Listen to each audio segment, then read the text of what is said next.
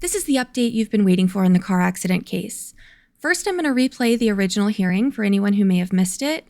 If you don't want to rewatch it, you can skip forward. The timestamps are in the description. I think it's about 2.5 hours for all of the original hearings combined. I know this is a highly emotional case for a lot of people. Remember, it's okay to disagree, just please choose your words kindly. There's no reason to name call someone who disagrees with you.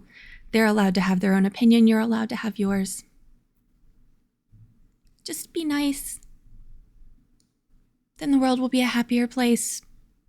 Maybe.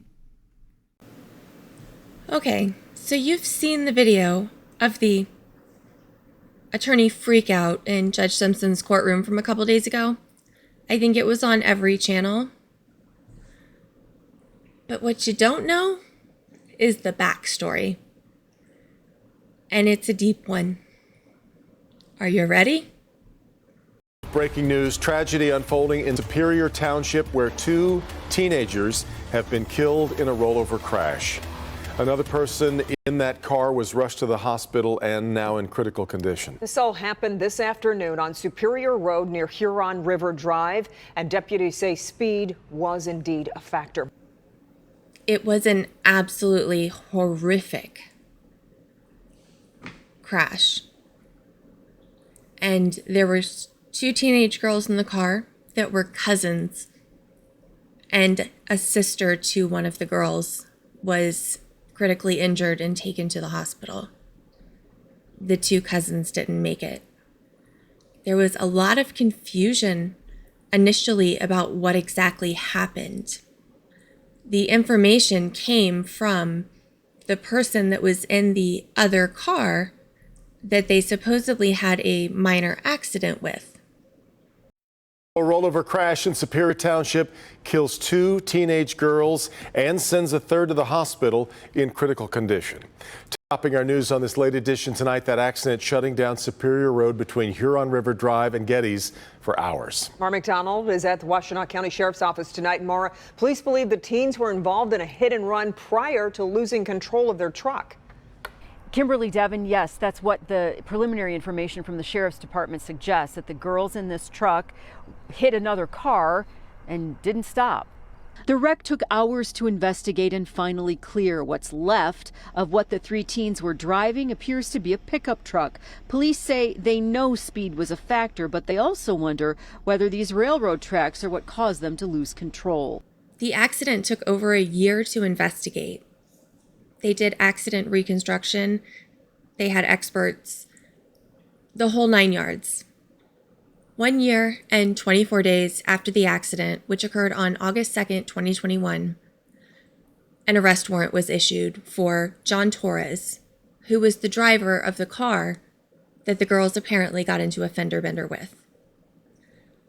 August 26th, 2022, the warrant was issued by Magistrate Mark Nelson for 2 counts of reckless driving causing death. He was arraigned September 2nd, 2022 in front of Magistrate Fink and received a $5,000 bond. Following that, there were 9 probable cause conferences. This led us up to March of 2023. Mr. Torres had hired Brian T. Dailey's law firm to represent him. Mr. Dailey's associate filled in on the March 9th, 2023 PCC held via Zoom. Unfortunately, I don't have any of those. Apparently, sometime before or during that hearing, Mr. Dailey's associate agreed to a plea deal on behalf of Mr. Torres, where he would agree to a reckless driving charge, taking off the causing death, which reduced the severity of the charge. This brings us to the April 13th, 2023 hearing. This one I do have. What calls the case? People versus John Torres. Von Armstrong, Assistant Prosecutor on behalf of the people. Hold on. Attorney Dailey emailed Ms. Tang. He's having a hard time getting in. It's not running. It's at Mr. Torres' case. Okay. All right. Mr. Torres, Yes.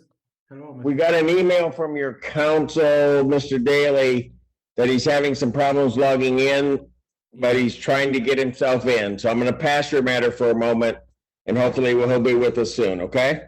Okay, I just sent him a message and the ID number, so hopefully he gets it. Yeah, I hope so too, Okay. but we'll wait and see. All righty, thank you. I appreciate it. Thanks. Good You're afternoon. welcome. Sorry for the trouble.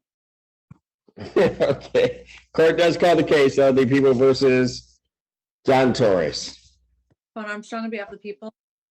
Brian Dailey appearing on behalf of Mr. Torres. All right, we had passed it. I'm glad to see you made it in, sir. Thank you very much. All right, okay, I see what we got. All right, I have a plea form. Is that what we're doing today? Your Honor, if it's a plea to a reckless, It's a plea to reckless driving and plea to add count 3. Okay, yes, plea to the count 3 reckless driving. And upon that plea, counts 1 and 2 would be dismissed. There is no sentence agreed. Right. I can't agree to a reckless. If one of my staff members already did, then I'll stick by that, assuming that Mr. Torres has agreed with that. But I just spoke to him today and he is not willing to do a reckless. We don't think he did anything wrong in this case, Judge. All right. I spoke to Ms. Kirby, who stated that Mr. Dailey did agree to the reckless. There was a note in the file stating he agreed to the reckless. I sent the plea form to him for his review and he said, if that's what we agreed to, I thought it was a careless, but if that's what we agreed to, then okay. I think if I may correct you, I didn't go to the last hearing. The last hearing was attended, I think, by my associate, Luke Geringer, and I have not been able to follow up with him to find out. But I can tell you right now, I never agreed to a reckless ever, and I never would. Oh, I see. I have a note from Kirby. She updated it. She said Luke agreed to the reckless. Okay, and I had to check with Luke to see if that's true, whether or not he had authority from my client, because my understanding is that Mr. Torres does not want a reckless. He'll take a careless, but not a reckless.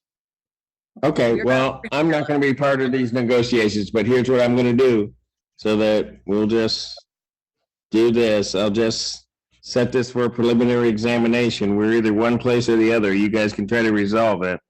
Thank you. That'll be set for, no, I'm going to go, it's us. April 25th, 2023, 9 a.m. That's before me. Now, that shouldn't have been a big deal. They just go back, renegotiate, figure something out. But right about that same time, the ish hit the fan for Mr. Dailey.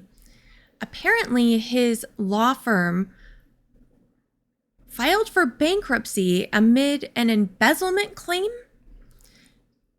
There was some kind of insurance dispute. It was way too complicated for me to try to dig into. It is all over the place. He had a radio show and he actually gave advice, legal advice on this radio show. And something happened and he filed for bankruptcy. He did not comply with the court orders in the bankruptcy, which included turning over records and something to do with a 13-year-old Cadillac. Okay. Then, even worse than that was the charges in Illinois. He was charged with conversion. He was depositing checks that were intended for clients in his IOLTA account, and then the money was being withdrawn and used for personal gain.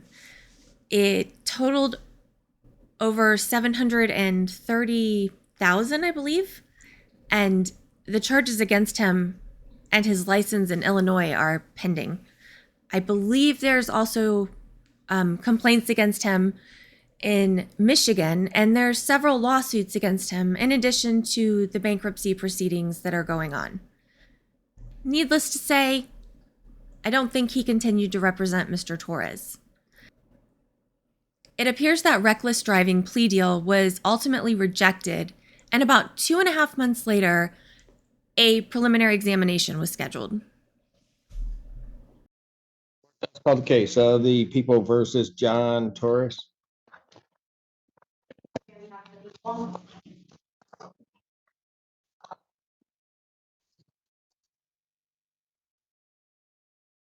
Good morning, Your Honor. Joshua Van Laan on behalf of Mr. Torres, President of the Court, sitting to my right. All right, very good. What are we doing? Your Honor, today's the date and time set for preliminary examination. At this time, the people are asking for the court to remand on an added count 3 of reckless driving 257.626, which is a 93-day and possible $500 fine.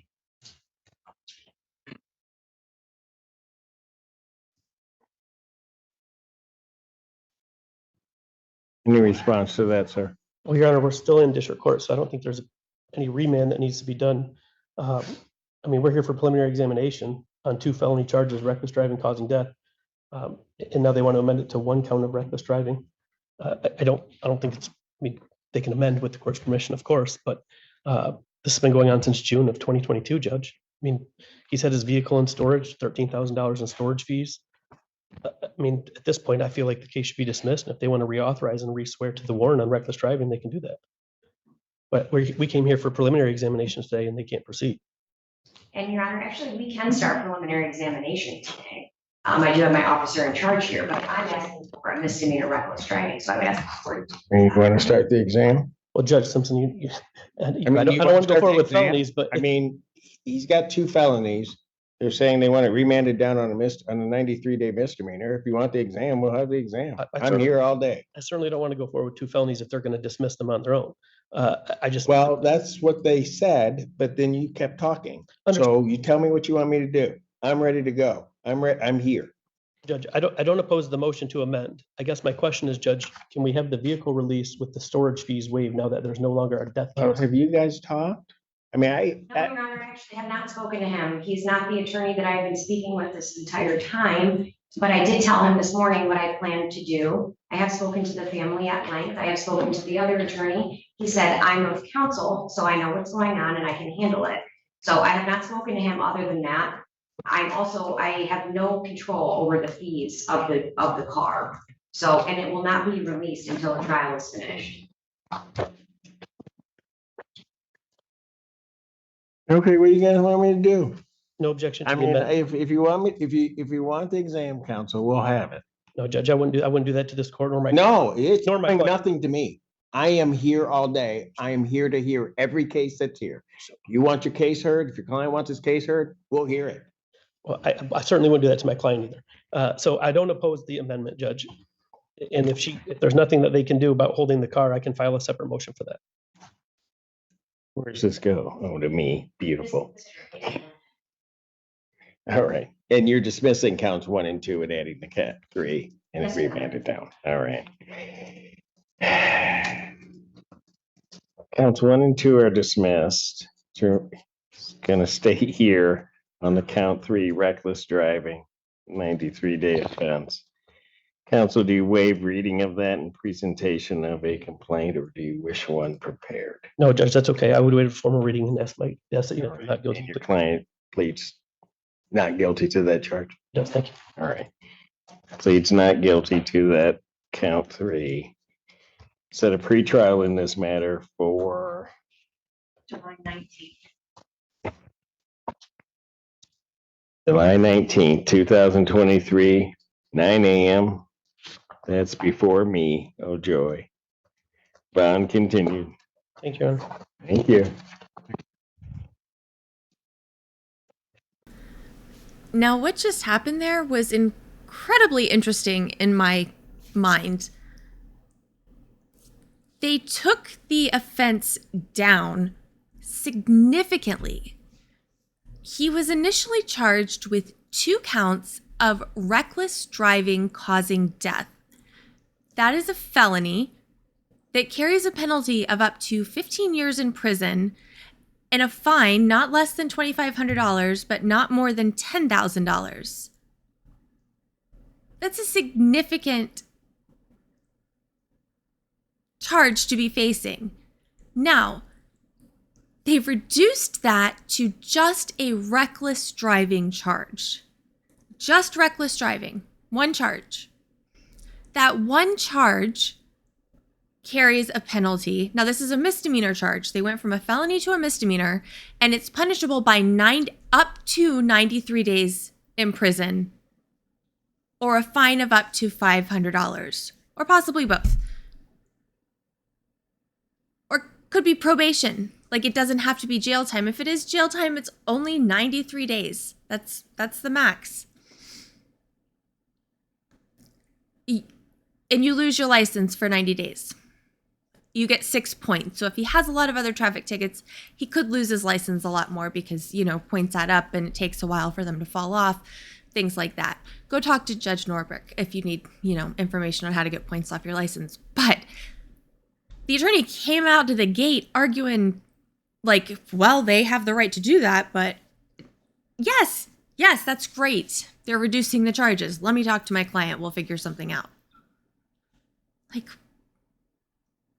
don't argue against getting major charges, 15 years in prison, taken off the table, and you're worried about getting a car out of storage?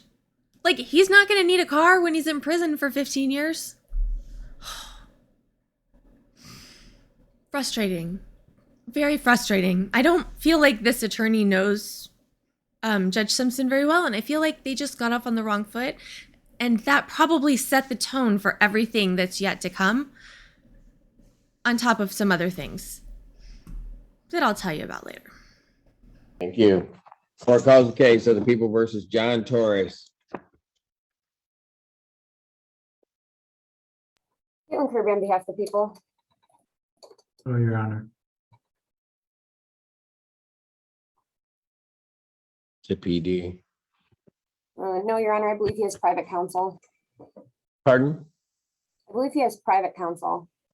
Did they come into it? I don't. Yes. And Oh, I do see it. Dailey?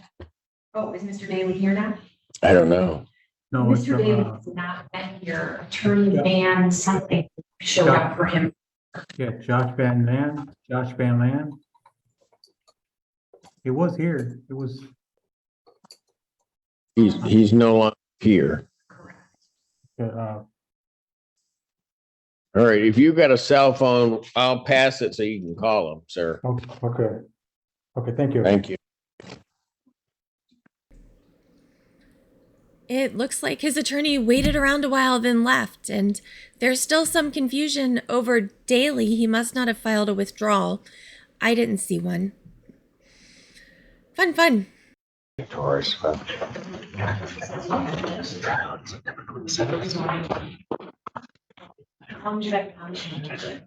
I got it. What day did we say?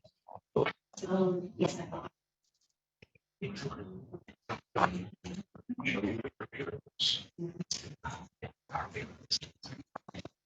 All right. Court does call the case of the People versus John Torres. Caitlin Kirby on behalf of the people. And Joshua Van Laan on behalf of Mr. Torres, Judge. Good morning. All right. Record should reflect a bench conference in this case. My understanding is there's a request for a non-jury trial in this. That's right, Judge. I spoke with Mr. Torres. He's willing to waive his right to a jury trial, and I think we'll be able to proceed a lot quicker and easier that way. All right. Mr. Torres, is that correct? Yes. All right. And you do understand you have an absolute and constitutional right to have the matter tried before a jury. You have the right to have a jury trial. Yes. All right. And you understand that by waiving that, it'd be tried before the court without a jury. Yes. All right. People also waive their right. Yes, Your Honor.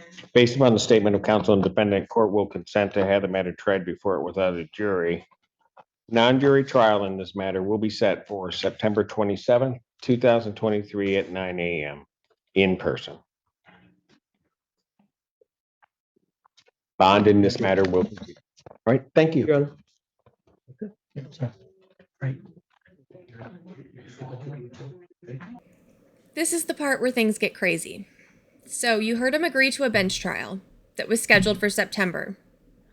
That was canceled, and it was rescheduled for October.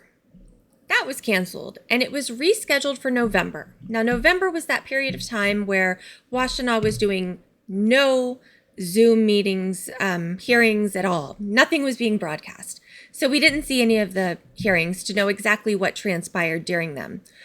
I can tell you from the docket or the case docket that the single reckless driving charge was dismissed, and it was replaced with a failure to stop after an accident with property damage. Mr. Torres agreed to plead no contest to this, and a pre-sentence investigation was ordered by the judge. This all happened on November 20th, 2023. Now let's jump back for a second to the time of this hearing. Right around when this hearing happened, there was a comment on the original news story discussing the accident.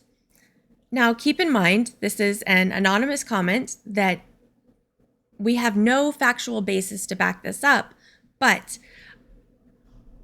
I found it interesting. And what it says was, these girls were chased/stalked. And that's the part that WDIV, which I believe that's the television station, will not correct. This was not a hit and run. The driver who passed, meaning the girl in the truck who ultimately crashed, did get out and speak with the man, Torres, who she bumped. They communicated, and he had no damage to his car. He is not a victim and should be behind bars. WDIV needs to follow up this story and report accuracy instead of making these deceased teens look like they deserved it. Who deserves death like this? I know the deceased driver's mother firsthand, and this is disturbing to her. It's disturbing to those in grief that the portrait of their dead loved ones is soiled.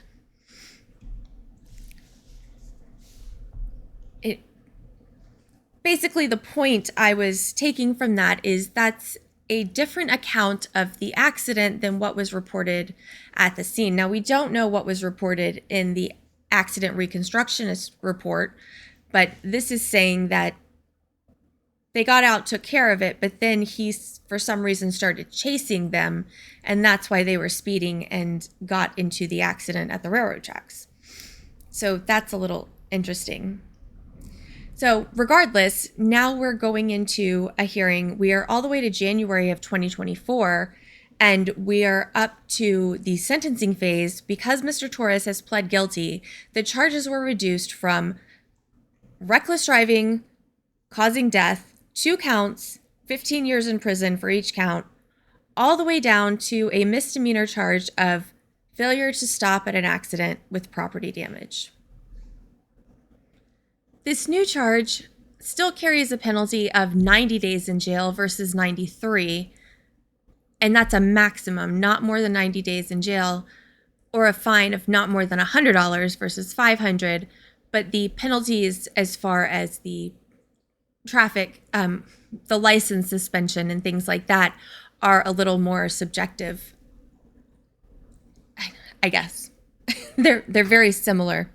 So I'm not really sure the reasoning for changing it. Someone with more knowledge of Michigan law could probably answer that question. Your name, sir? My name's John Torres. Your Honor. Counsel, you want to state your appearance? Good afternoon, Judge. My name is Joshua Van Laan. I'm standing in for the Attorney of Record, Mr. Brian Dailey, on behalf of Mr. Torres. Mr. Torres, do I have your permission to do that? Yes. Judge, All my right, very sincere good. apologies to this court that nobody showed up earlier. I apologize. All right. Have, Mr. Torres, have you read the pre-sentence report in this case? No, I haven't. Counsel, do you Judge, know if, go ahead. I'm sorry, Judge. It was sent to me. I did talk about it with him, and I talked about the recommendation with him. I didn't send it to him because he was present in your court at the time. And again, I got the call from Ms. Wielding about coming into court. So I wasn't able to send it to him, but I did talk to him about it. All right. You did discuss it with your attorney. Oh, there was a notice sent to my attorney from probation officer. And I talked, asked him if he read it. And he read it. Okay, but did you talk to your attorney about what's contained in the report? No, I did not. Okay. Mr. Torres, the conversation we just had when I got off of Zoom and I spoke with you about what was in the report. Do you remember that? Yeah, Bailey, I did. Yeah, I'm sorry about that. Yeah, I talked to him about it. Yes. Okay. Yeah, I'm sorry. I just couldn't. So you talked about the pre-sentence report. Yes. Okay. It's going to be a bit difficult, counsel, because are there any material deletions, corrections, or additions to the report? I don't see that there are anything that's factually or any deletions or additions that I need. Just disagree with the content of it. That's all. All right. Go ahead, Ms. Blair. Yes, Your Honor. I would just like to indicate to the court that the deceased victims' mothers are present and they would like to address the court prior to sentencing. All right, very good. Mr. Torres? Yes. Have a seat. I want him over in the second seat.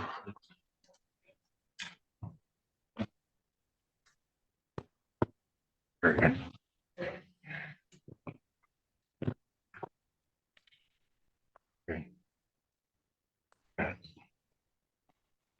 Okay, who do I have here? Good afternoon, Your Honor. I'm Rochelle Wilson from the Prosecuting Attorney's Office, Victim Advocate. I've been asked to read the statement into the record, but I'll let the victims' mothers introduce themselves for the record. Yes. I'm Sherry Smith. I'm Patience and Deja's mother. All right. And I'm Christy Green, Alexis's mother. All right, very good. Well, Thomas Pearson, Patience and Deja's father.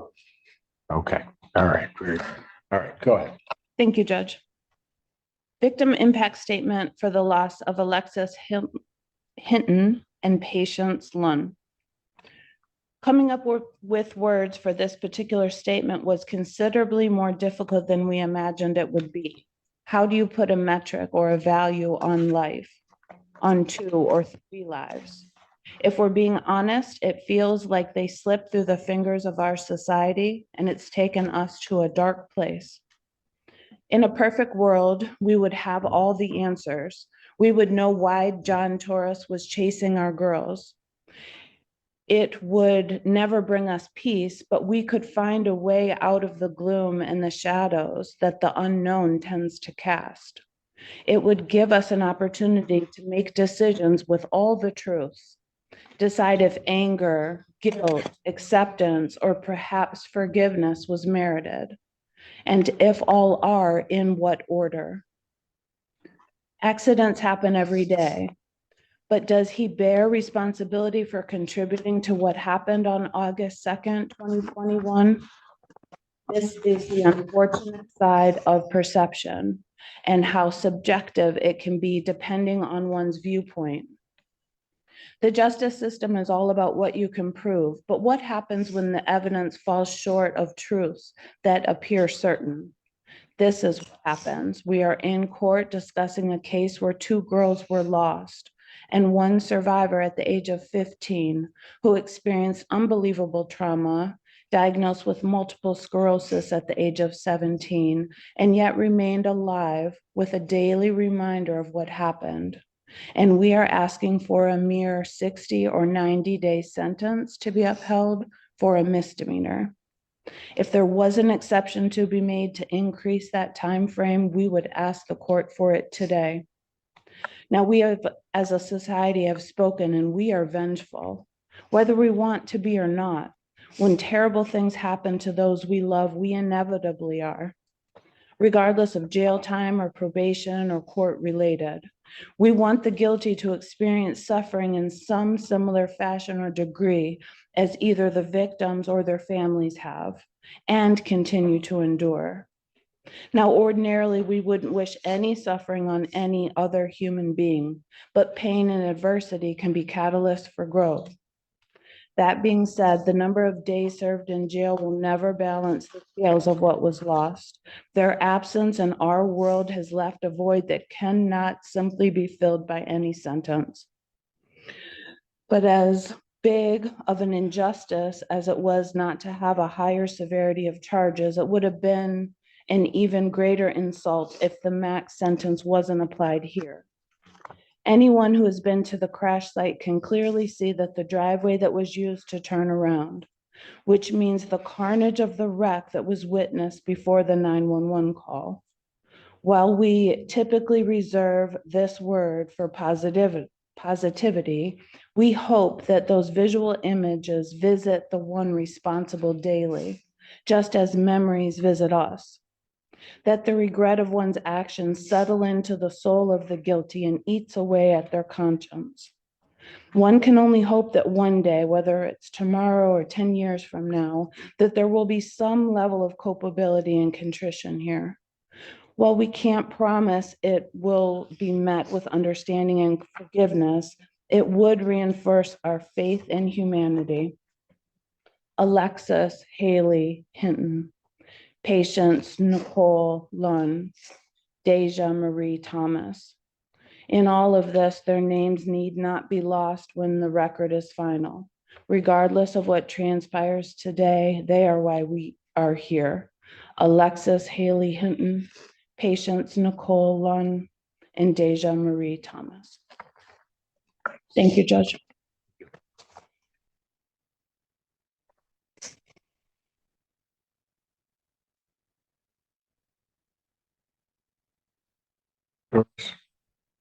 Come up to the stand.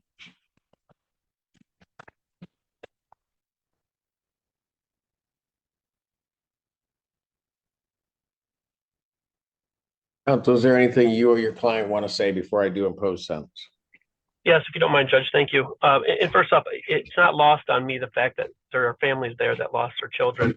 And I've been to your court a couple of times about this case, and the families have been there, and they've been respectful to me, and they've been respectful to Mr. Torres. So I want to make sure I make that clear. And I mean no disrespect in the way that I advocate for my client. I know you know me, Judge, and I know you know that, but I want to make sure they understand that. This is a case where the prosecution themselves dropped the charges on the reckless driving causing death. My client pled to a failing to stop at a property damage accident. And I don't know how else to say this. I don't want it to sound, you know, like there's no empathy in it whatsoever, but there's not a victim to the failing to stop at a property damage accident. You know, the evidence is what it is about what happened that day, and it is sad what happened. It really is. But he's not here because of a reckless driving causing death. He's here because he failed to stop at a property damage accident. And Judge, I'd ask that you sentence him for that. I mean, to ask for jail time, even the recommendation from probation, it just seems, I mean, that we're linking two things that aren't linked. I mean, this is not, Mr. Torres never would have entered a plea to something that put him at fault for this accident or responsible for this accident. This isn't the accident we're talking about. The accident that he failed to stop for is the rear end collision that happened when he was struck from behind with the truck. It wasn't failing to stop for the accident that resulted in these girls' death. It wasn't that at all. The plea was based on the accident that happened before that. And so, again, I can't state enough that you know, it was painful to read the police report and to see what happened as well for me, and I feel bad for the families. But Mr. Torres isn't here being sentenced for that, Judge. So I would ask that you sentence him to fines and costs, as you would with a failing to stop in a PD accident. But counsel, let me just, I understand, I guess, the argument that you make, but as I understand factually here, there's a rear end collision, and whatever the circumstances that transpire in that sort of brief moment, there is then the vehicle that the victims are driving that goes past Mr. Torres. And then there is, as I understand it, there's sort of this high-speed thing that happens. I guess I say that because it seems to me, and one of the concerns that I have with it, and while it may not, I guess, legally fit within the definition of reckless driving causing death, that but for those young ladies feeling that they were chased, the rest of it doesn't happen. Right? I mean, Am I missing something here? Because that's the way that I see it, that had, just by way of example, had the rear end collision occurred, Mr. Torres remained where he is, regardless of what the young ladies did, and they leave. If he doesn't go after them, we don't have the rest of it. And Judge, respectfully, I disagree. I believe that that's the facts that the prosecution, want, that they have in their police report. I don't believe that's the facts that the evidence shows. The evidence shows that after they took off at a high rate of speed on their own without him following them. Then he took off, and only evidence they have after that is that somebody says from a camera, it appears that he's also traveling at a high rate of speed. But the evidence also shows that none of the vehicles that saw that truck going down the road where it ultimately, crashed, none of them saw Mr. Torres's vehicle on that road. He said he turned around on that road, but that was when he lost sight of that vehicle. We have an allegation that that he was following them at a high rate of speed, and that's it. But that's after this accident happened, Judge. I mean, that what he pled to was to leaving the scene of the rear end collision. And I don't want to put the blame on anybody in this situation, especially, it's such a horrible situation. But I don't think we need to put the blame on anybody for that, Judge, because we're not here to talk about, we're not here to deal with that situation. And I don't think Mr. Torres's actions after the fact did cause or are responsible for that accident. And if they were, I think the prosecution would have at least attempted to prove it. And I don't mean anything negative towards the way I say it that way. Sometimes when I say things, they come out very, very harsh. And I don't mean that to be that way. I think what we have here is exactly what it is, Judge, an accident. It's an accident. Mr. Torres didn't have any blood, any alcohol or drugs in his system that day. And it wasn't, it was a rear end collision. And I think that they didn't want the cops called on them. And so they took off, and he followed them until he couldn't see him anymore. I don't think that is something warrants jail. But counsel, I don't mean to quibble, but certainly in terms of how the court views this, that what I hear you saying, which is different from my impression in reading through the report and everything that I see here, is that the actions, that your client's actions did not cause in any way the victims in this case to do anything. Even if it was, let's say they took off at a high rate of speed, that they continued at that high rate of speed because he was behind them.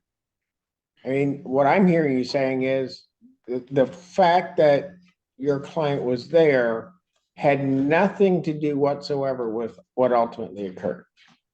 I don't think that would be an intelligent thing for me to say. You're right, Judge. What I'm saying is, I don't think that the fact that my client decided to follow them after they left the scene doesn't result in them getting in the accident that they got into. The accident, by all accounts, by everybody who saw it, the accident happened when Mr. Torres had already turned around. He was gone already. I mean, it's not that the accident happened because he was chasing them. It's because the accident happened on their own. And I want it clear as I read it, that the car with the young ladies continued to proceed because in the manner it did, because he was behind them. Now, granted that the accident that ultimately occurs may have occurred at a later point, I think is something different though. I mean, for me, I want to make sure I have it right, but that's when I look at the report, that's what I see. And Judge, with all due respect, I don't believe that the report to be evidence in a situation. That was a disputed fact. That's why it was reduced or taken. That's why the reckless driving causing deaths were taken back, is because they couldn't be proven. There is absolutely nothing in the police report about Mr. Torres, anything that goes beyond Mr. Torres simply following them and then losing sight of them, anything else is a disputed fact. We would have disputed, we would have taken that to trial. I mean, we ultimately pled because the charge was brought down to reckless driving, and we worked out the agreement to the failure to stop at the PD accident. At no point was this plea ever based upon any actions that were taken after the fact. But even if it were, Judge, those are disputed facts. The fact that they put it in a police report, with all due respect, doesn't make it true. And the fact that the person who wrote the PSI took that information from the police report doesn't make it true. There was a very good argument, very, very strong defense that the things that were in that police report actually were not what happened, based off eyewitnesses who saw the truck on the road before it crashed, based on eyewitnesses who saw Mr. Torres, not on that road at all. And so I dispute those facts. And again, I'm not trying to make something that might appear to be non-complicated, complicated, but those facts are one-sided, and they are not the facts that I believe should be in this record. And I don't think we've made a record of those facts. The only record that we have agreed upon in the record that we made is that he didn't stop for the accident, and he had to return to the scene of the original accident when he called 911. So, and Judge, again, go ahead. So, I'm sorry, Judge. I understand that there might be disputed facts, but in order for me to properly sentence, I have to, in my head at least, have some resolution of the facts as they've occurred, or at least how I perceive that they occurred. Otherwise, I just sentence on a charge and forget the rest of it. I mean, there are certainly going to be failure to stop and reports that are, an accident that the cars bump each other and one person just leaves, or it's an accident and the person just doesn't report it, they go home. You have those cases, I get it. But this one is very different in terms of what transpired. And what is different in my mind about it is the failure to remain, the failure of Mr. Torres to remain where he was. What then happened? I don't believe that. Oh, I'm sorry, Go Judge. ahead. I thought you were asking. I apologize. I did not mean to interrupt. Oh, no, go ahead. Go ahead. I think, and you may disagree with my answer, but the answer to that is what was going to happen was going to happen, because our version of the facts, what we believe to be what happened is, and I'm trying to walk very fine line here so that I'm not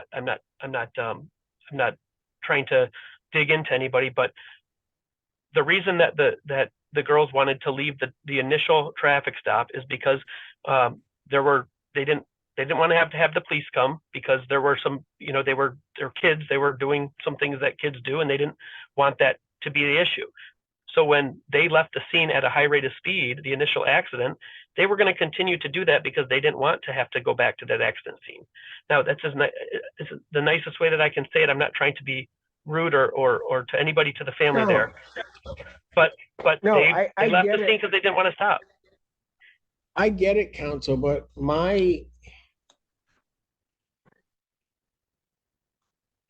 the problem I'm having here is you're telling me, when I read the report, when I read the rendition of what transpired, I shouldn't take into account things that I see here that give me a bit of pause.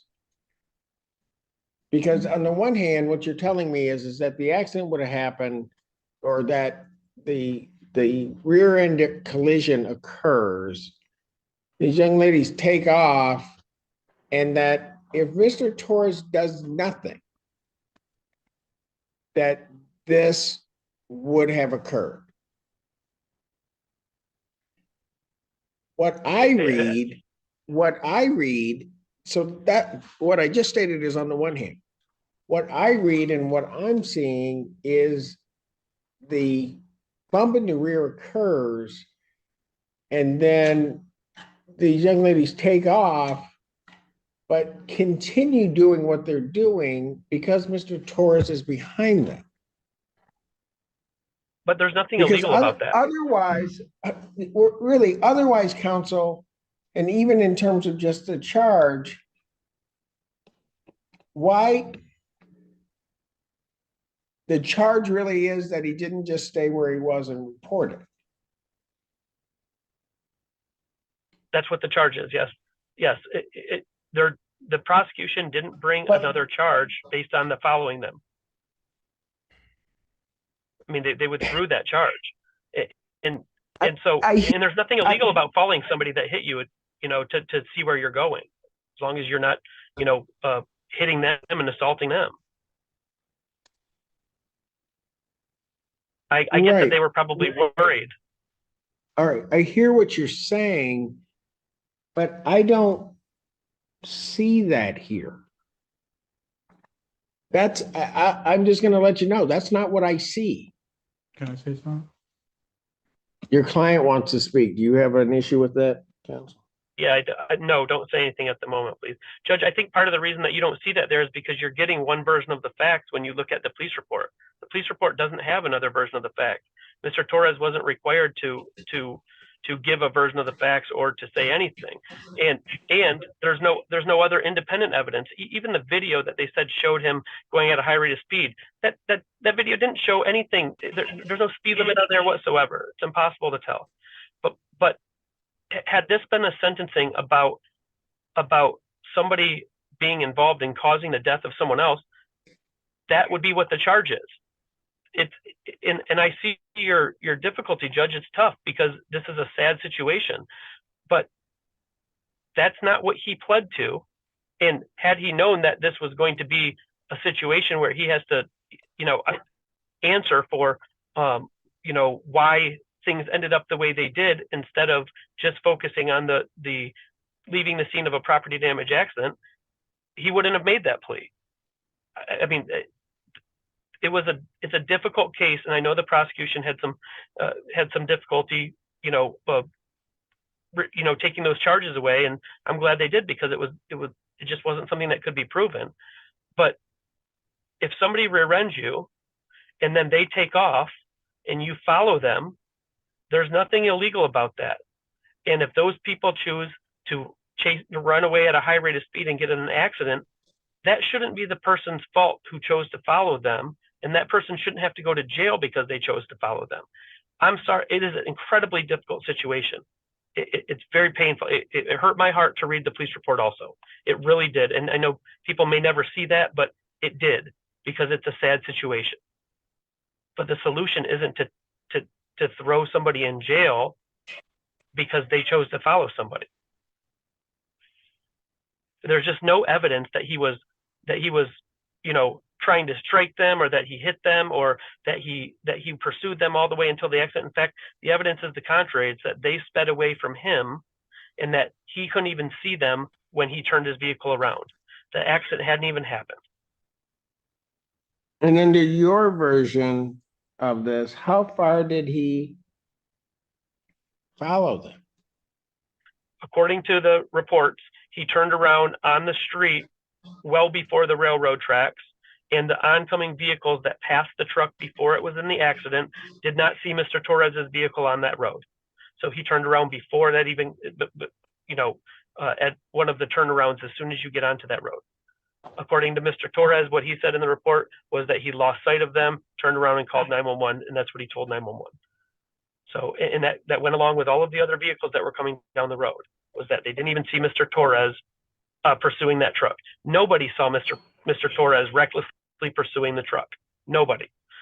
The only thing that saw is a camera and Mr. Torres's own comment to 911 that he followed them. Okay, I understand that as you're talking about the idea of recklessness, and I've purposely been avoiding that because of what the charge was and what it's been reduced to.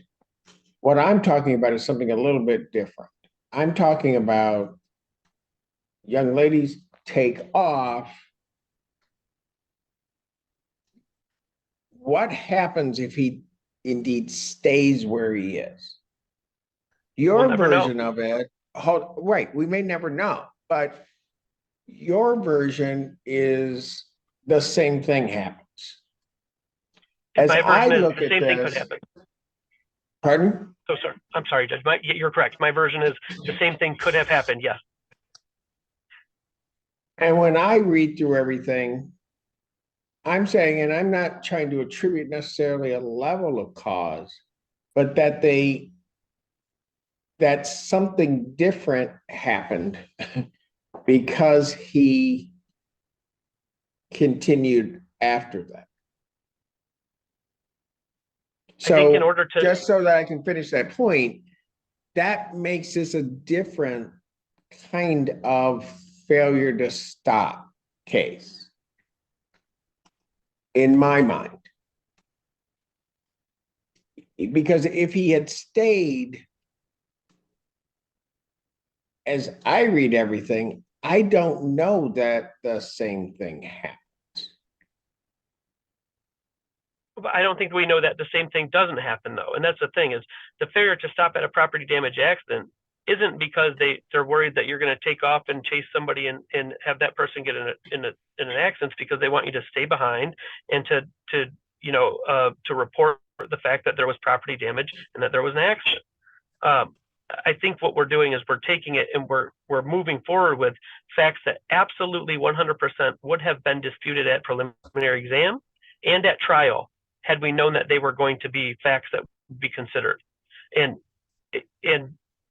that being the case, Judge, I would have preferred, if these facts were going to be considered, I would have preferred to have an evidentiary hearing on it, or a contested hearing. And that's actually what we initially elected to do before they dismissed the charges. So now those same facts that I initially wanted to contest are being used against Mr. Torres and accepted as true. And I'm not saying you shouldn't be able to do that as the judge. Obviously, you're the decision maker, but that's why we didn't move forward with a plea to anything or with a hearing as to anything, because when we set the case for a hearing on those disputed facts, the prosecution then removed those charges. So everything after this failure to stop at the PD accident, which was a compromise. I suggested that to the prosecutor, who graciously considered it. Everything after that, that's what's in dispute. In my position, judges, it's certainly not fair to consider the evidence as against my client simply for the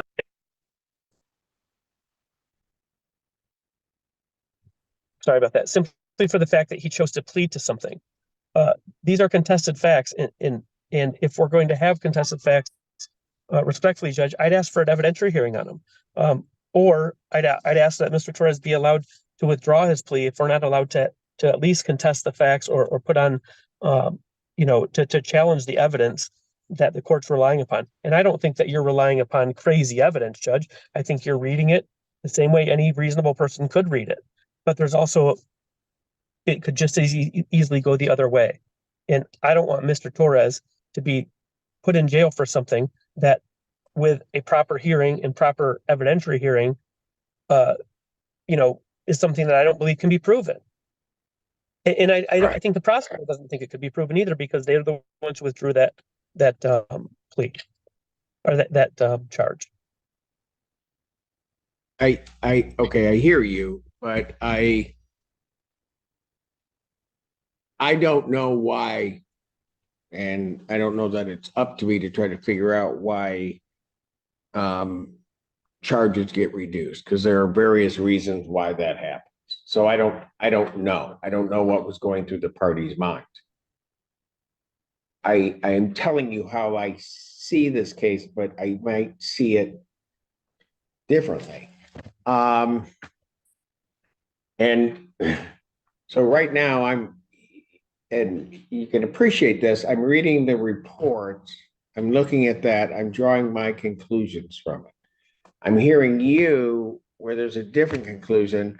And because they're typically not at our sentencing, I'm not hearing from the prosecution regarding their side. And then if I hear that, then certainly I can, because it's what I do, I can try to resolve that in my head to see if it makes a difference. I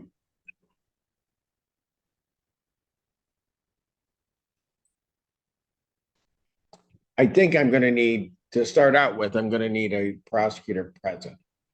And if it appears that I'm reading it wrong, I'm reading it wrong. But I'm seeing it a particular way right at this moment. But I'm going to need a prosecutor present.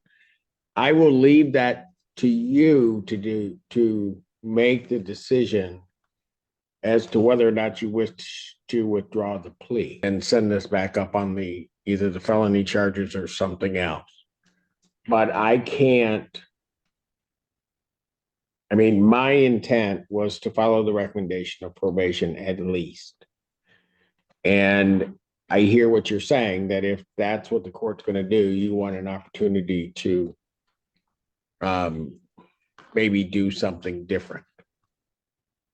So my main concern, the concern was more about the jail. I've talked to Mr. Torres. I'm sure that he doesn't want probation, but sometimes you get probation with a misdemeanor. So I wasn't concerned about the probation, and I could talk to Mr. Torres about whether he wants to withdraw the plea. And I appreciate the court considering my position as well. I just don't want it to be. I found spoken too much on this, and I'm so sorry to take the court's time. But no, it's fine. I realize that the mothers and I'm presuming other family members are here. So folks, I hope there's an understanding as to what the court is saying and what I'm about to do. I'm not doing it to cause any more distress or angst on behalf of you folks, as well as I'm not trying to do that in terms of Mr. Torres. I just have to, in my head, be clear in terms of what I'm doing. And none of this is easy, but I hope you can at least appreciate that. And that because this is a hard case. I'm going to suggest, counsel, that maybe you speak with the prosecutor's office so that maybe there can be some understanding that the court could have. I'm going to adjourn the sentencing, and if you can't, then at least you understand where my head is, at least at this given moment.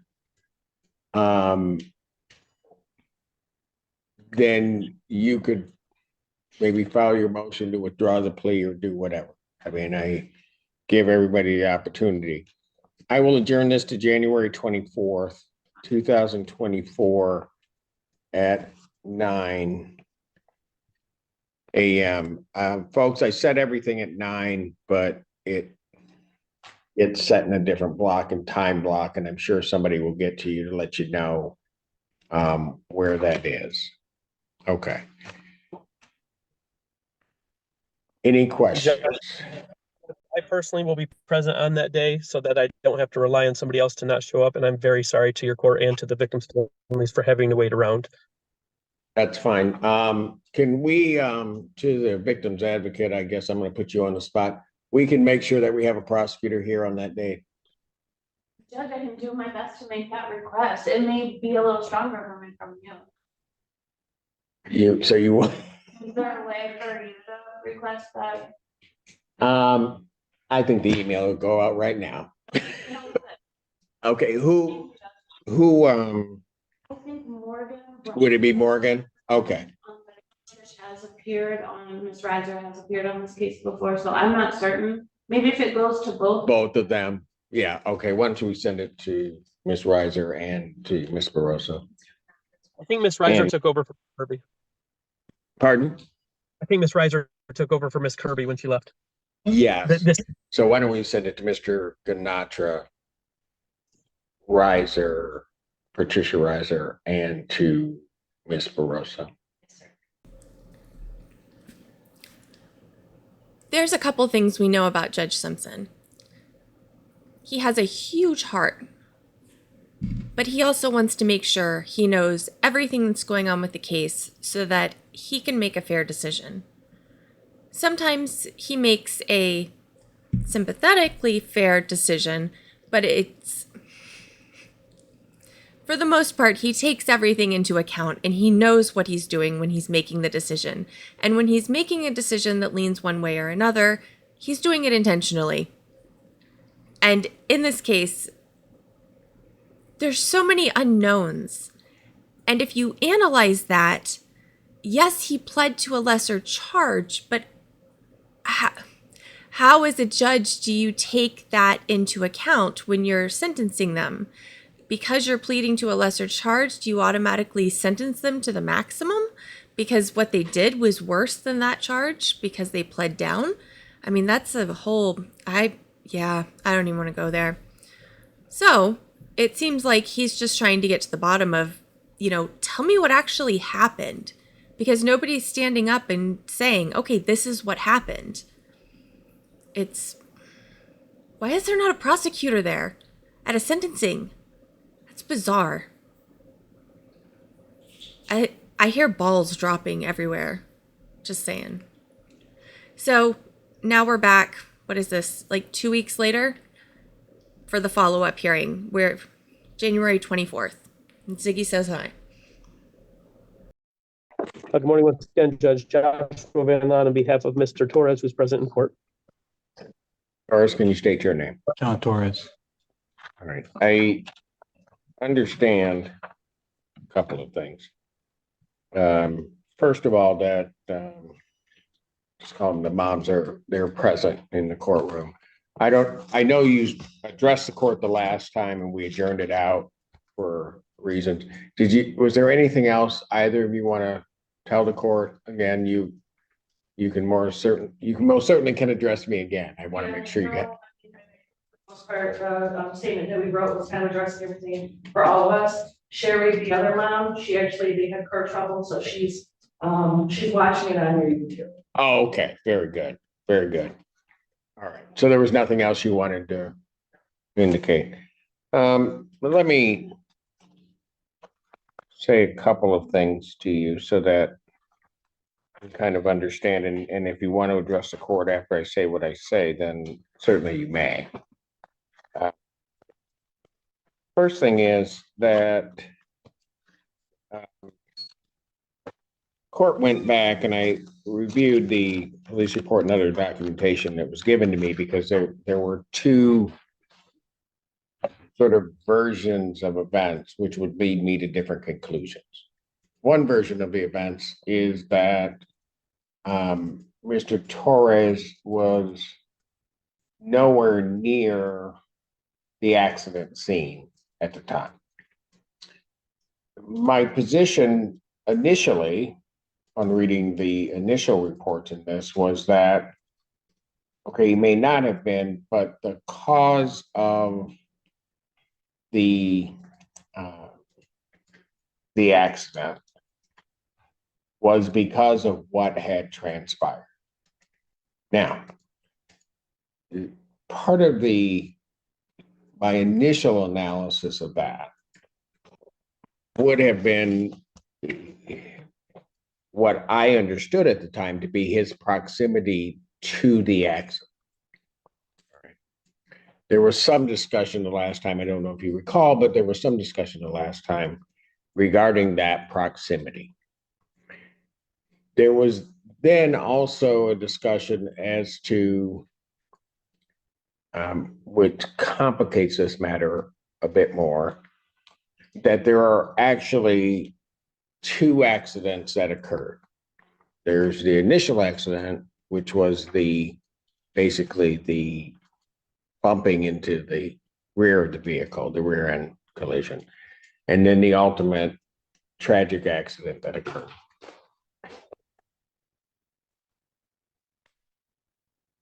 That's also part of the complication, okay? The next part of the complication comes in that what the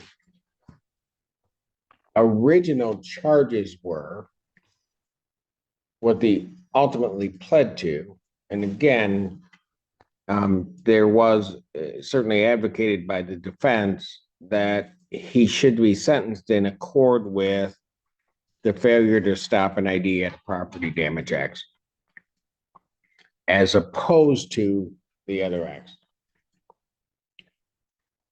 I needed, between the last time that we were here and today, a clarification as to what exactly Mr. Torres pled to.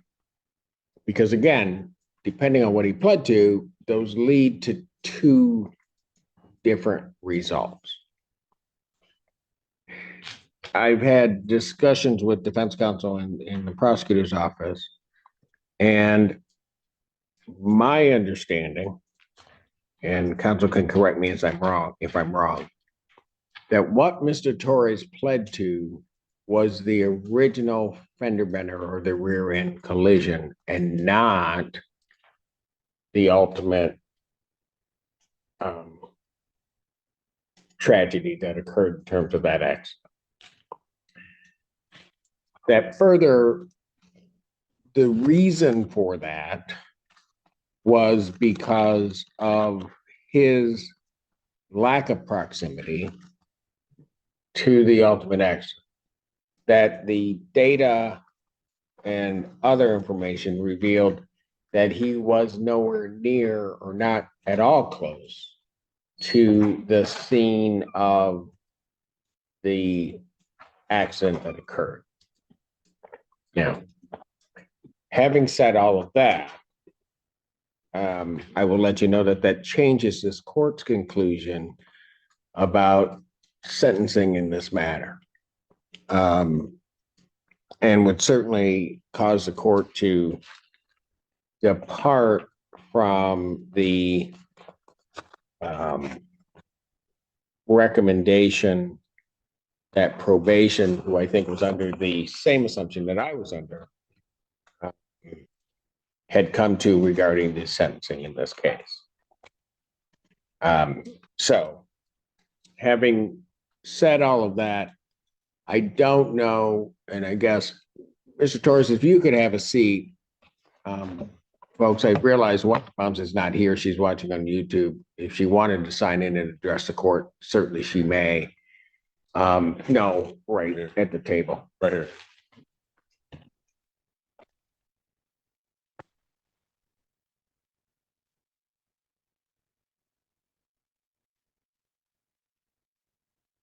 I've stated what I've said. Did you have any questions for me?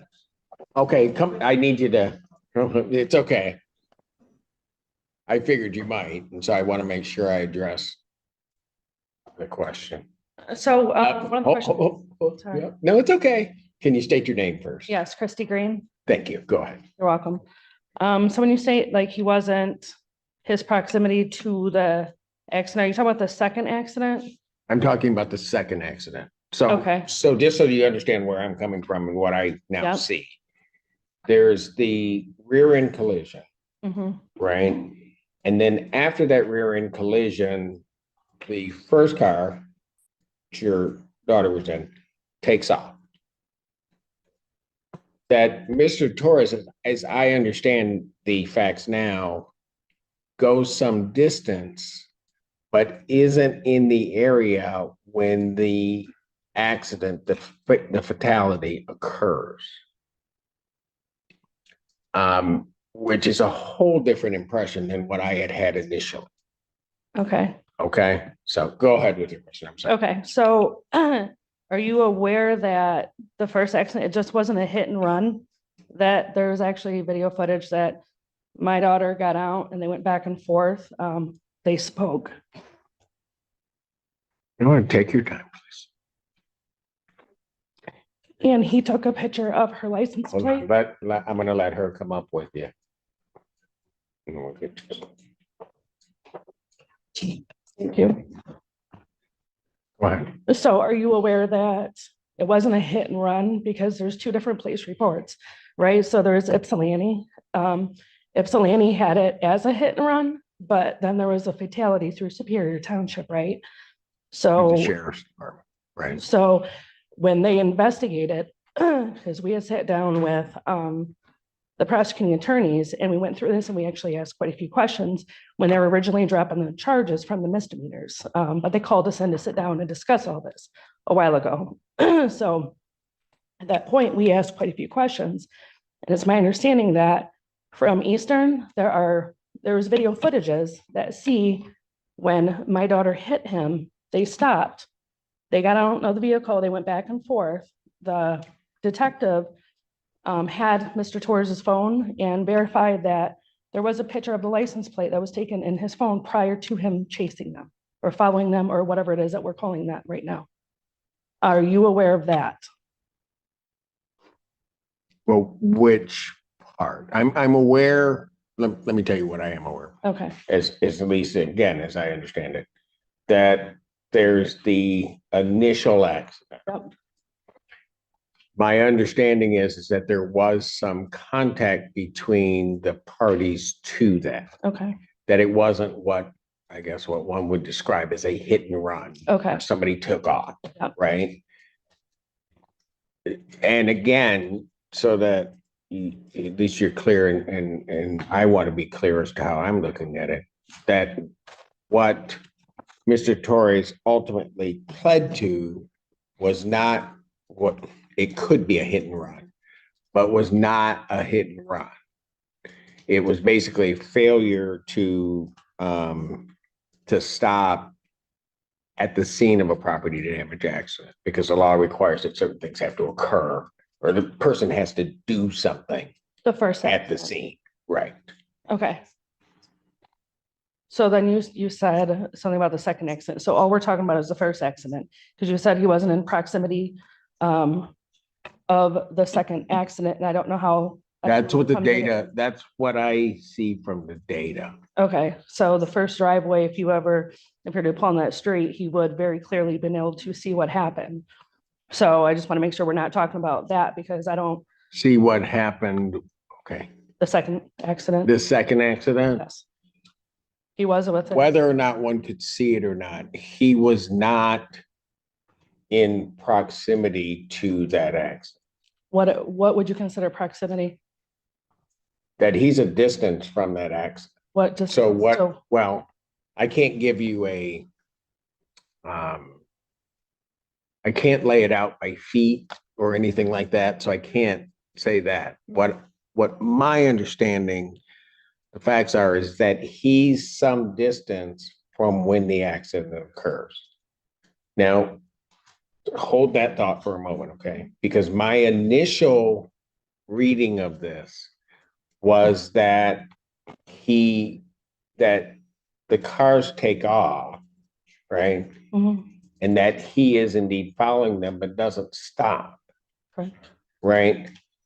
My understanding is he stops at some point and the accident occurs further down. But at the point that happens, he's not, whether you want to call it in pursuit, chasing, following, he's not doing that at that point.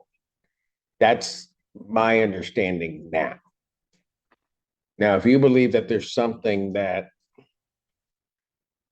says something different, Mm-hmm. then I certainly want to see it. But that is, when I'm now looking at everything, that's what I see. Okay, I don't believe his vehicle. I think it was too old to have a black box in it that would show where he actually was. That's the data from the accident reconstructionist says something different than what my impression was. That's what I'm. Okay, so then maybe I didn't see that, but the driveway that he clearly stated he pulled in, I would say is 10 car lengths, 10 car spaces from where the accident happened. So you can say close proximity, not close proximity. We could all have a different understanding of that. So I disagree with that statement because I think it's based on how we would personally look at it. So I just wanted to clarify that, but I don't know that that's going to make a difference in what we're doing sentencing right now for.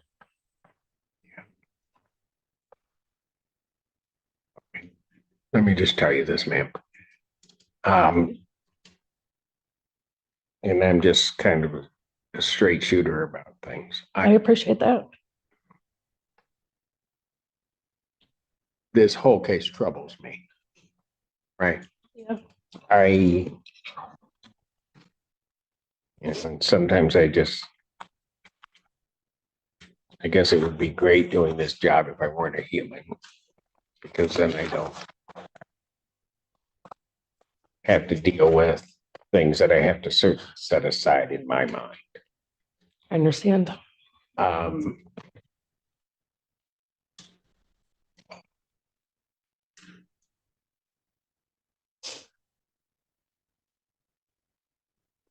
Parent to parent, I'll just say this.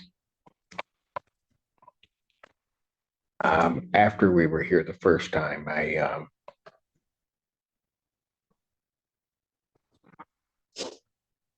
could only think about my daughter. And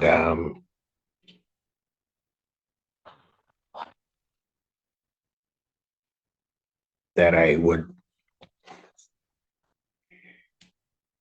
would want something to happen.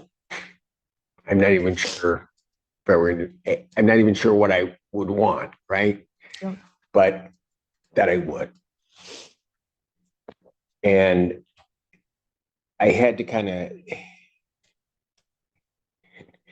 people I think that when judges leave the bench, we kind of leave everything behind us and we don't think about things. This one has been with me. I want to say a lot, but I think it's been sitting in the background and on just all my thoughts.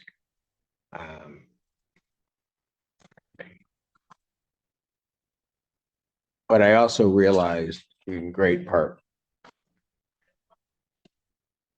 setting that emotion aside, I realized I had to do my job, right? And I also realized that if I could, but I know I can't, that I don't have the power to bring back who you lost. In a lot of ways, sitting here is a helpless feeling, because it really doesn't matter what I do. How I feel. That's how I feel. I can't make it right. And I know I can't.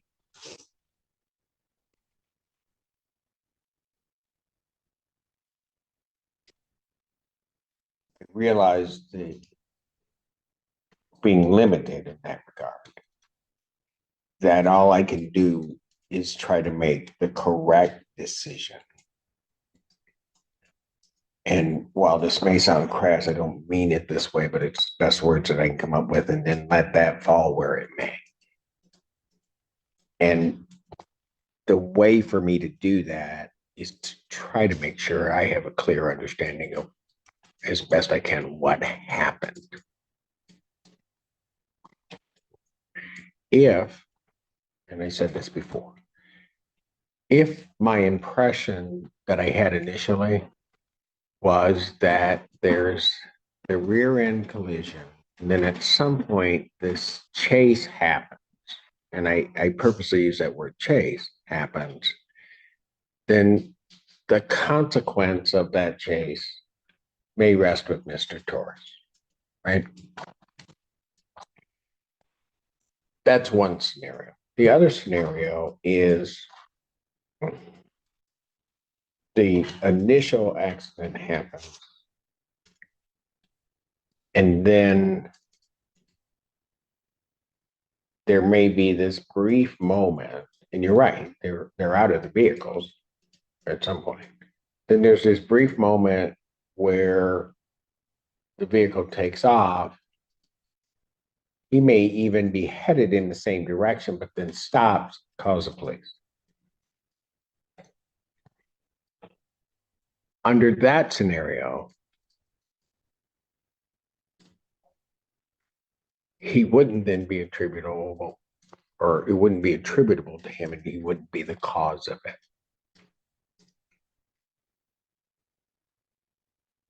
When I went back, and like I said, I'm just trying to do the right thing.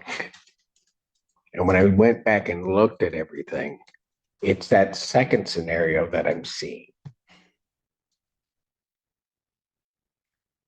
And if you think that there's something else that I should look, I looked at everything, but if you want me to look at something else before I put sentence, I will do it. I mean, I don't know that it would lead me to anything different. But I will say this, I also didn't think looking at it again would lead me away from the first conclusion I had. Yeah. Right? But if there's something you think that I should look at, I'll do it. I mean, I'm not, like I said, For leaving. In the end, I can't bring your daughter back. I can't bestow upon you just peace and solace, and I can't do that. But what I can do is at least have you believe that somebody looked at it and looked at everything and that you were heard. That I can do. And if that's what you want me to do, I will do it. When they told me, and I know when we adjourned it out, I was informed by the victim's advocate that you guys were on your way and that you were stuck in traffic or something like that. And my words were, we'll wait. I could have gone ahead because you've already addressed the court, but I said, no, I'm going to wait because I want to make sure that they're heard. Thank you, and I appreciate that. All right. Can you grab my phone? I want to make sure that Sherry, she's watching. I want to make sure that she doesn't have anything to say. So the question that you're asking about. You're in communication with her then? Yes. Okay. Yeah, she's watching on Zoom. Did she want to sign in? I mean, That's what I'm trying to find out right now. Okay. So the question is for if Go ahead. You can I want- message her if you want. if I want you to look at additional evidence. We're talking about evidence on the first, just the first leaving the scene of the accident. What is being charged for? Is that what you're asking me? No, what I'm asking you is that if you think that there's something I'm not seeing that would lead me to change my view of now what I have about causation, I'll look at it. I don't have a problem doing it. Okay. And so that maybe to better answer your question, it's that period between the first accident and the second accident, that time frame. Okay. I don't know if you want me to step out and make a call or if you want me to do it from right here. You want to call her to see? Yeah. Okay. If you want to step out, you can make a call. Go ahead. Thank you. Sort of briefly pass them.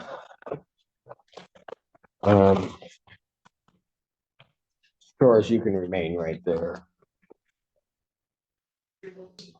Yeah, I got you. Thank you, guys.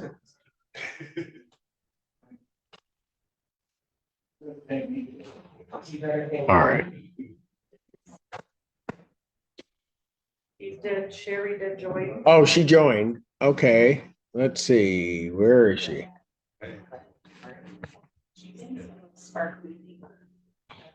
Is this her? She's a pink square. Oh, got it. I was looking at somebody else. Miss Smith?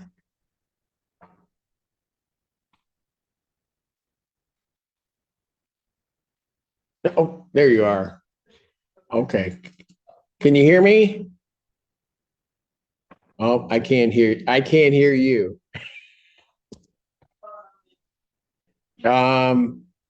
She's not muted. Is she connected to audio? She is connected to audio. She is having an issue with her mic. Your microphone.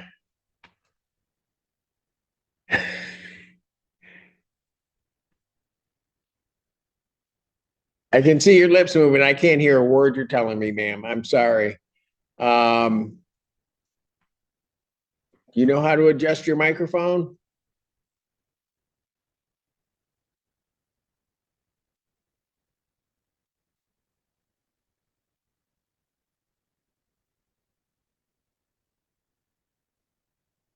Good.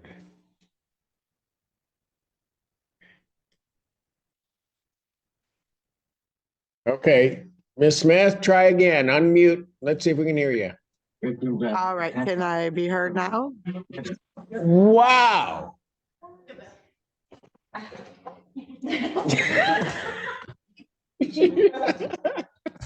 Okay, remember that. We just learned something today. Okay, Ms. Smith, try again. Unmute. Let's see if we can hear you. Can I be heard now? I am unmuted.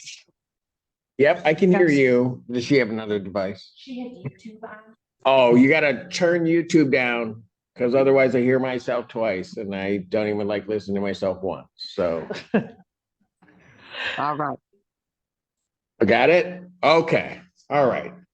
Now everybody's here. Okay, did you have a question, ma'am, or something else you want to tell the court? I think you were listening to what I said before. I would really like for the initial phone report when he called into 911 to be relooked at, because from my understanding in that 911 call, admits to the chase. He admits to turning in the driveway before the railroad tracks, and he admits to seeing some dust. So what dust did you see if they're on a paved road and you're not on a dirt road? The dust you saw was them going over them railroad tracks and crashing. I thought I had seen a. So what you're asking me, just so that we're clear, you want me to, if it exists still, you want me to listen to that 911 call? I would love for you to listen to that 911 call. I mean, I know at this point it's probably not really going to change anything that we're looking at, but at least to get our understanding heard and maybe get a different look at it. It's just, if you're admitting to it and you tell them you turned around in the driveway before the railroad tracks, which is where they crashed, none of it just sits well with anybody. Okay.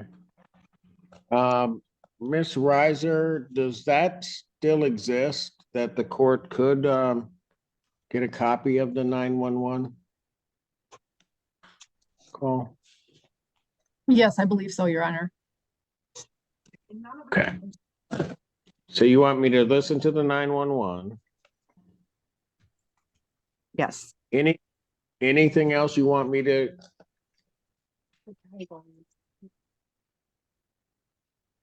I mean, I know in the end, it's like I said, probably not going to change anything, but at least we are heard. At least it makes a difference in my eyes that it's heard and it's relooked at. Okay. I can't, so that you understand, I'm looking at it for the purposes of sentencing, from my standpoint. I can't change, I don't have the authority to change any charging decision, what the plea was, or anything like that. So I want to make sure you understand that that's not why I want to see all of it. I just want to have the correct perspective on it. And if you think that will lead to something where it may change my thought process, and I don't have a problem looking at that, Ms. Smith. I definitely do. Okay. And the only thing that I just want to add is that he had a picture of the license plate from the first accident. When he left, he already had the information he needed to file a police report on it. So that's the only thing I want to add for it. Okay, so that's the second time that you mentioned that, and I want to make sure I understand what you're trying to tell me on that. So let's say that this picture exists. I'm not disputing that it does. The picture exists on his phone. What do you want me to take from that? So the charge that you're sentencing on right now is leaving the scene of the accident, the first accident, not the second accident, correct? Correct. Okay, so leaving the scene of the first accident, I just wanted to clarify and make sure that we all knew that it wasn't a hit and run, because Ypsilanti had that in their police report, and then when Superior Township Sheriff's Department, they clarified that it was not a hit and run. There was a stop. My daughter and Mr. Torres got out. They had a conversation. He went to the back of the truck. He took a picture with his phone of the license plate. There was also text messages that were sent from the accident that was sent to someone saying she just ran into somebody, and he's taking a picture of the license plate. So that's what made us ask the question, and it was verified that they took his phone, just like they took the girls. They had all the phones and evidence, and there was a picture, according to Detective Yee, that he did have a picture of a license plate in his phone. So technically, he really didn't need to leave the scene of the accident. That's what I'm adding to it. That he didn't need to leave the scene. Okay. He had all the information to make a police report, a proper police report. Right, but he didn't. That's part that, so. Right, so why did you need to pull off and proceed with the chase when you had all the information? Well, okay, I hear you, and let's back up a moment, okay? So that you understand. If somebody's involved in an accident, what's really supposed to happen, ideally, is everybody is supposed to remain there and call the police. So what I hear you saying is he could have remained there, but did not. And had the information that he needed to do the police report. Correct. Is that, did I got that? Yes. Okay. Right. And I'll probably have to think that through, but I don't know what I would do with that. And the only reason I say that is because I really could say the same for both vehicles. Well, clearly. Yeah, that both should have remained there. Yes. Having done this for a while, I can tell you that doesn't happen. Usually one is off someplace or nobody does anything. So I mean, I'll think about it, but I don't know really what I would do with that piece, or that I could say. Can I add something else? Yes, I just want to, let me just finish this point. Okay. I don't know that I could try to sit there and hold Mr. Torres or your daughter to a higher standard than what in practicality happens out there. Yeah, I mean, but I'll think it through. I mean, okay. Also the 911 call, I believe, he said he was following them, chasing, whatever the wordage was used. I did not hear the 911 call. But he stated that he was following them, chasing them, whatever, to get their license plate number. Like that was the reason for it. I see. And here you had it. So what I think you're more saying just is pointing that out. Got it. So what you're saying is the picture was already taken. Correct. That's how this flows in. Okay, I see. The picture is already taken, but then at some point in the 911 call, which occurs later, he's claiming that he is following them to get the license plate. Yeah, because of a hit and run. Got it. And again, I did not. Or ask one more thing? Yeah, certainly. Go ahead, man. Through this whole court situation, my surviving daughter has not been spoken to, and even got to tell her side of any of the situation. the number one key I feel in the whole situation should have been her being the survivor, and she should have been talked to. Is there a reason that she, as the only surviving witness, has not been brought into this? Okay, let me just stop you there, and that's the one caution that I'm making. I can't wind everything back. Mhm. I can't do that. I can't make these charges become something different. I can't change the plea. I can't do that. And so the question you asked may be a very good one. I don't know, but I'm not involved in the investigation part of these things. So even if I knew the answer to that, I don't know that it would do me much good, because I can't, that would not be my normal bailiwick to operate in. Yeah, it's just based off of the current charges right now on the misdemeanor for leaving the scene of an accident. That's what where we're at right now. Right. And so I can't get into anything in the investigation. I can't really get into that. I mean, I can look at things, but I'm only looking at them for the purpose of making sure that I impose the best and most just sentence I can. I mean, that's all I can do. Yeah, and I think the reason that she brought up the 911 call is because after leaving the scene of the accident, which is what the charge is right now, right?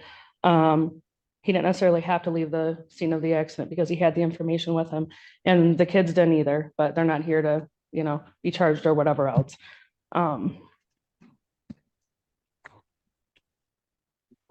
So she was saying, just listen to it. Because he says that he is speeding, he's doing all these things. He was going for the license plate number, which he already had in his phone.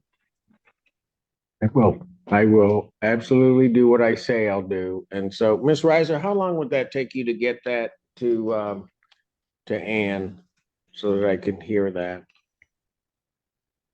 I think I can email it. I can try to do that. Okay. Okay, if you can get that to us, if it has to be on a drive or something, then we'll just have to do it that way. It doesn't matter to me. I just want to hear it. They want me to do that. Is there anything else you want? Can we adjourn for you to do that? Pardon? Can we adjourn for you to do that? I've had a couple other hearings I need to go to, and you're breaking up on me, counsel. Yes, I'm going to adjourn the for you to do that. Yeah, I will be adjourning it, if that's okay with everybody. I'm sorry to interrupt. Well, if it's not, that's what I'm going to do anyway. So I'm going to adjourn it so that can get to me. I'm sorry, your last name again? Green. Green? Yeah. Yeah, because I can't remember simple names, right? Ms. Smith, Ms. Green, is there anything else you want me to look at, or anything else? And again, I just expressed to both of you, I can only do so much, but I'm willing to do what I can, at least so that you're heard. So if nothing else, and that's not great consolation in the circumstances, but it's all I got. So are you able to watch the videos that they have from the campus of the actual first initial rear end? Okay, you want me to watch the videos? Okay, so what would you be asking me to look at regarding that? Because from my understanding, he also waves them to go around him once they all get back in their vehicles. So if they all get back in their vehicles and he's waving them to go around him, why are you waving them to go around you? Okay, so let me ask you this. What would you want me to do with that information? Let's assume that that's true. What would you want me to do or draw from that? So him leaving the scene of an accident, if you're waving them around, you're basically telling them, go ahead and go. So they leave You leave and then you proceed to call 911. If you're waving them to go around, that's basically you saying, go, everything is okay. That's like a setup. So basically you set them up. If you're waving them to go around you, you're basically saying everything is okay. So then you call the police after you wave them to go around you. Okay, but what do you, again, assuming what you're telling me is the truth, what would he be, your theory about what he's setting them up for? We don't know what that's what, you know, the initial thing is. Why did you wave them to go around and then change it? I just want you to look at all aspects before you final sentencing on your decision. Okay, I mean, I'll look at, you know, I went through stuff and, you know, I'm just gonna let you ladies know, I normally don't do this. I get my report, I look at my report, I kind of have my thought process as to what's occurred, and that's what factors into my sentencing, but I'm willing in this instance to go beyond where I would normally go because I want to get it right. Not that I don't want to in other cases, but I want to certainly get it right. It's not going to make everything right for you guys, but like I said, I will look at it.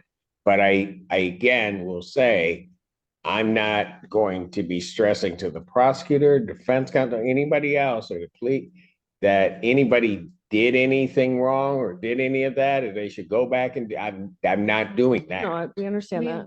Okay. I just want to look at it, see what it is, and be able to formulate my decision. And whether you agree with my decision or not, and I tell attorneys this all the time,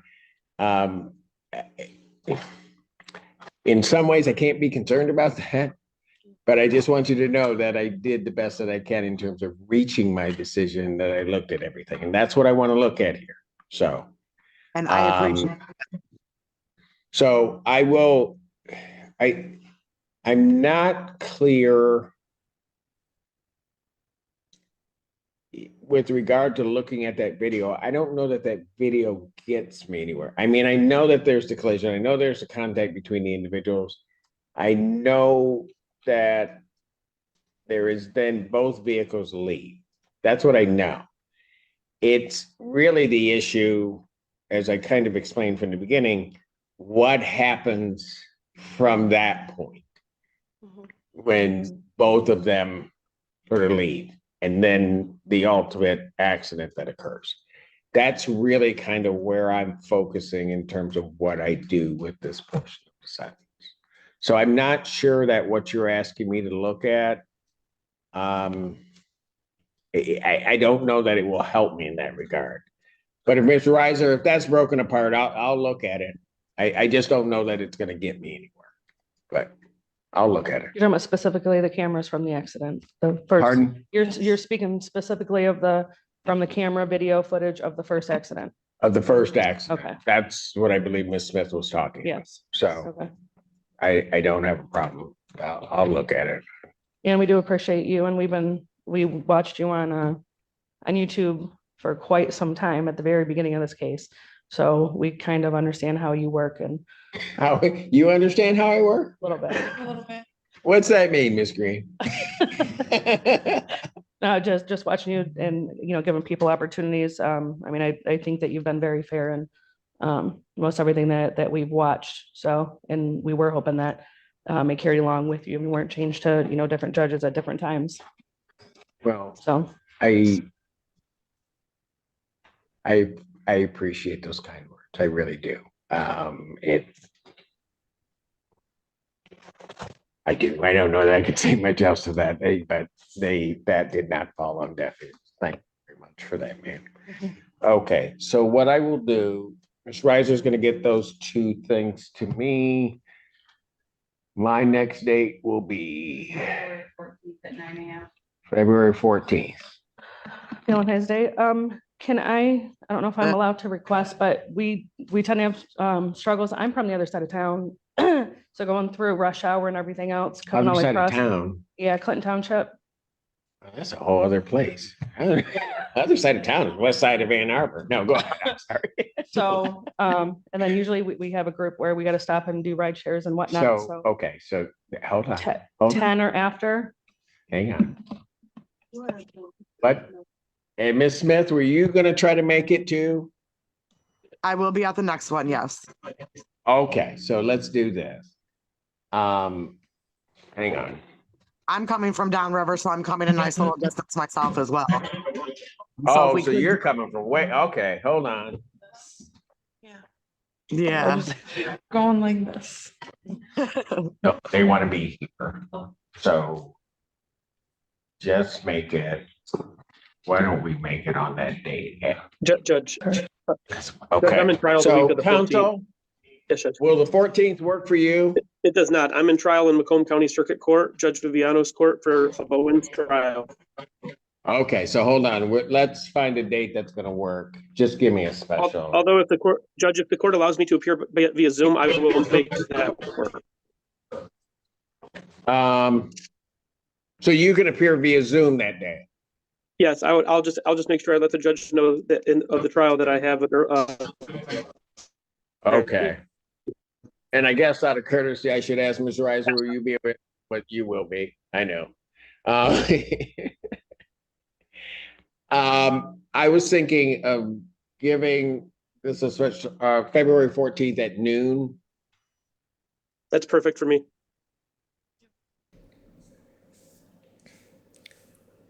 I don't know about you, but I kind of feel like this is what we call a dumpster fire.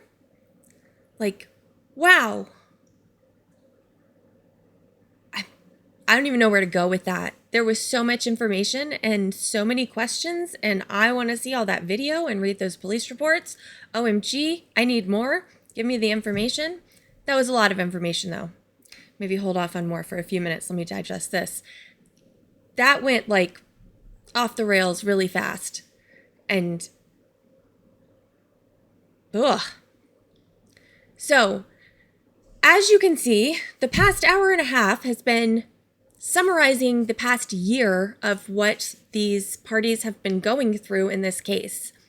And this is what led us up to the explosion that went viral in the LawTube world, where the attorney lost his shit on Judge Simpson.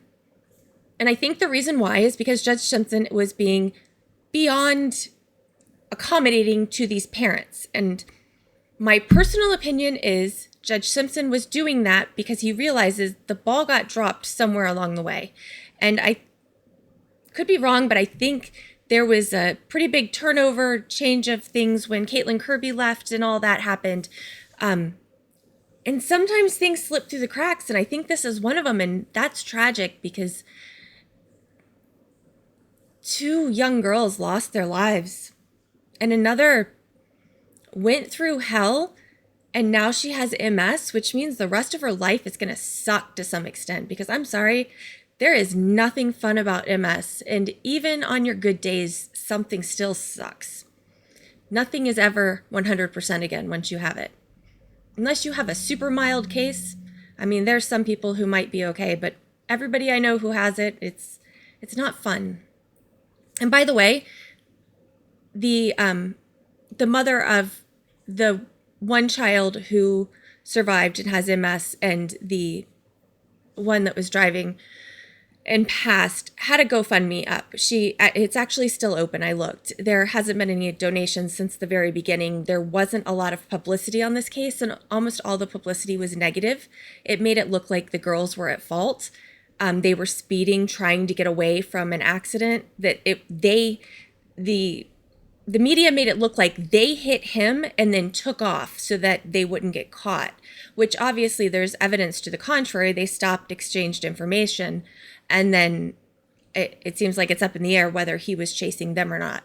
So I'm going to put a link to the GoFundMe in the description if anybody's interested in looking at it. It's absolutely tragic, and the most he can get is 90 days at this point. Although, if he's withdrawing his plea, then we're going back to the original felony charges, I believe. I'm not sure how that will work, but let's rewatch the attorney meltdown. Just because we can.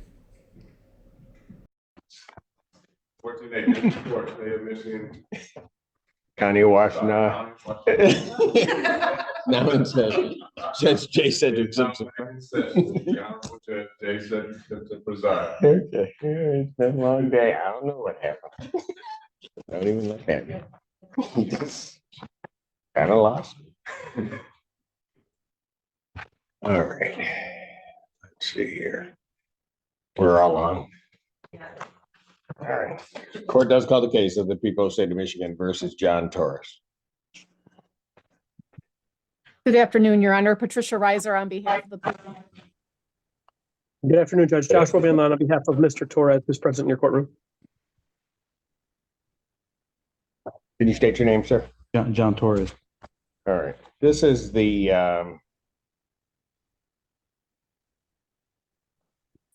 date of the adjourned sentencing date. There was statements given by the mothers of the two young ladies to the court. They asked the court to look at additional information, which the 911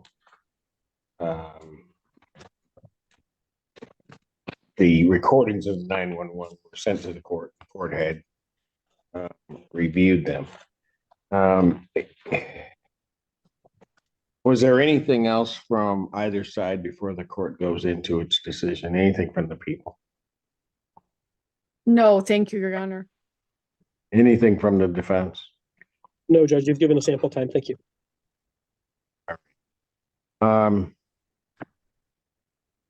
Let me just say that, and I guess there isn't an easy way for me to say this. And I guess, I don't know, I know the mothers gave their statements at the last hearing. I don't know, was there anything additional you wanted to tell the court? No, from neither, okay. There isn't an easy way for the court to say this, except for to say that, well, first of all, and I'll give everyone another opportunity to speak after I say what I'm going to say and what the court looks at, what the court has at least surmised. Defense's position is that certainly the defendant ought to be sentenced on the charge that he pled to. Much of that, frankly, I guess bears on the concept, or at least what has been said, that the defendant, Mr. Torres, was not in a position to see the accident. And that he was someplace else, which led to the plea. And again, it's not the court's province to get involved in what the particulars of the charge are, but to try to do its best to mete out a just sentence.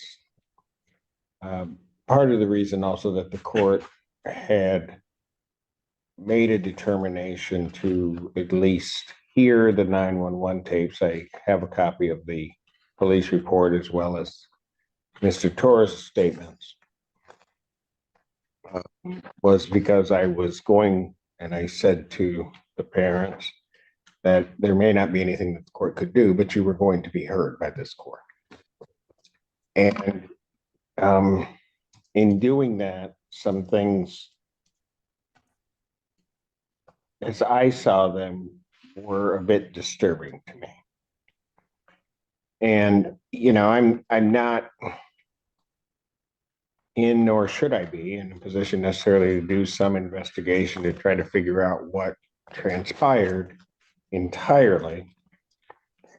But ultimately the issue became, and I will make no bones about it, that if this court believed, despite the charges, that the defendant was indeed basically present when when the vehicle went off the road and the accident occurred, that changes the court's perspective on what would be a proper sentence in this case.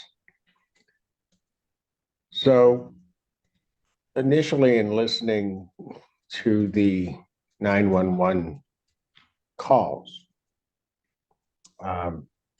particularly there were a few other calls, but I listened to Mr. Torres' call to 911. And that initially caused me some concern about whether or not the defendant saw this accident. And here's why.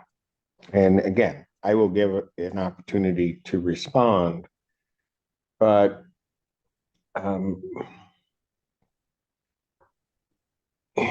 Mr. Torres initially contacts 911, and what was said to the court by Mr. Torres and what he had maintained to probation is that he didn't see this accident.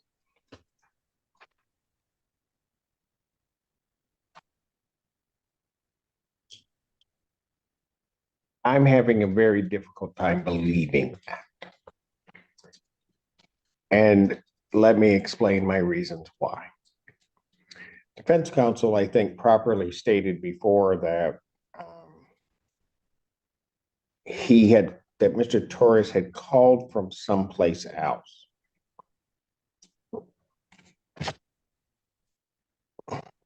Mr. Torres contacts 911, and it's an odd call because of the way that I think the dispatcher was responding to Mr. Torres. But one of the things that was said is Mr. Torres put himself at First Street off of Superior. The dispatcher says that's not where we have you. Put a pin in that because that becomes important in the court's mind.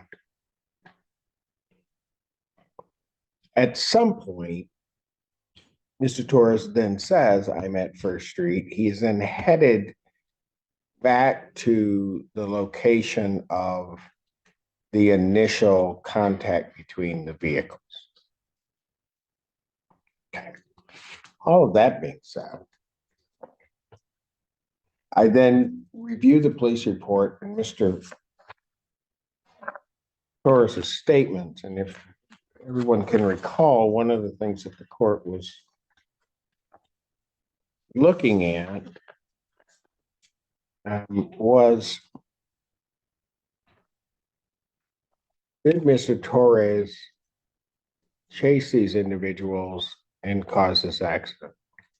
One of the things that was said in counter to that is that he's not near the accident, doesn't see the accident. Again, I'm having a difficult time believing that. And part of the reason I'm having a difficult time believing that is because there is an EMU security camera that's referred to in the police report that has these vehicles traveling down Huron River Drive, both at a high rate of speed, because Mr. Torres is in an Equinox, I do believe, and there's the truck. At some point, they get to the corner of Huron River Drive in Superior. According to Mr. Torres, it is a red light. The truck stops. He stops at some point. The truck continues through the red light. Mr. Torres indicates from the report, at least as I read it, that he then turns on a green light. Now, how that certainly all could happen.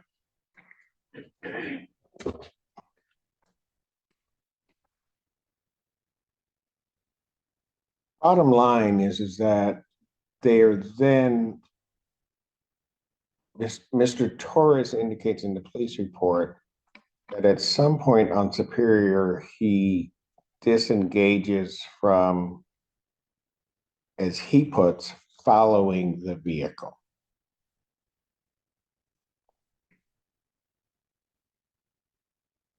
It's best the court's able to determine the distance from that corner of Superior where the turn is made to the railroad tracks. It's approximately 1,000 feet.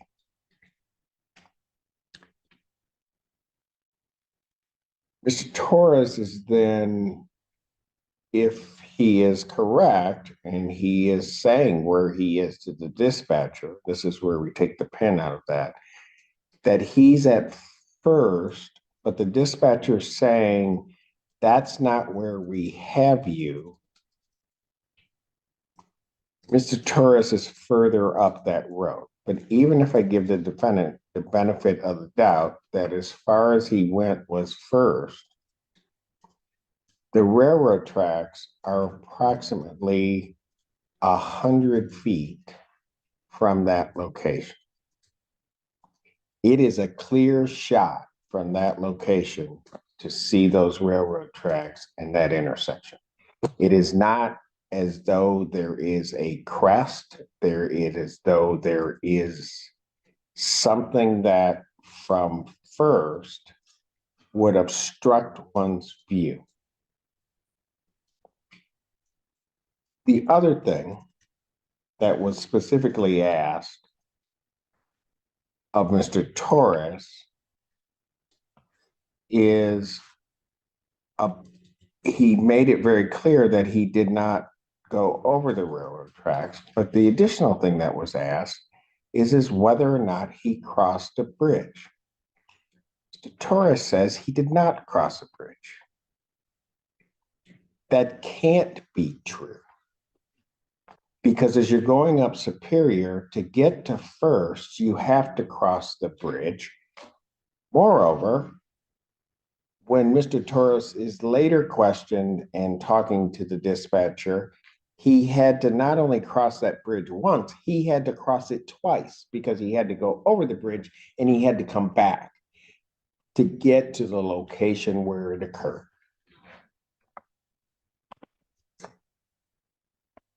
Can I say something, Your Honor? In a moment. No, No? Moreover, when you listen to the other 911 calls that are called in, two vehicles that are traveling to the south, so they're traveling the opposite direction from the Getty's roundabout.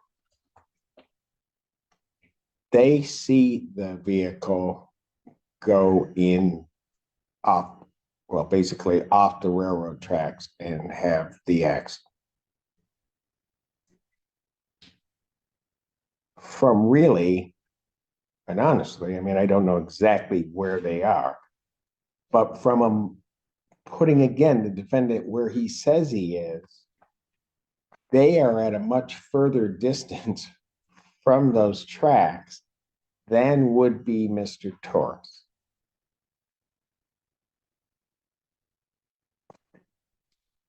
He's much further, let me preface this by saying, through the other hearings, it was stated to the court that he is nowhere near the tracks and that he is further from the tracks where this occurred. That can't be true and everything else be true. It just can't be. He is within 100 feet, really between 80 to 100 feet of that intersection when that vehicle goes off the road.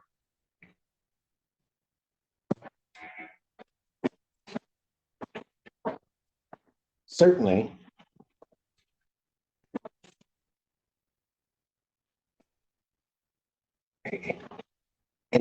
and it also is perplexing from the court standpoint. I thought I understood it initially. When Mr. Torres is telling the dispatcher that he has the license plate of the other vehicle, one is thinking, or at least I was thinking, that he is getting that license plate by following the vehicle. That's not the case. He actually had the license plate of the vehicle prior to it turning onto Superior. Hence, realistically, there is no reason whatsoever for him to have continued.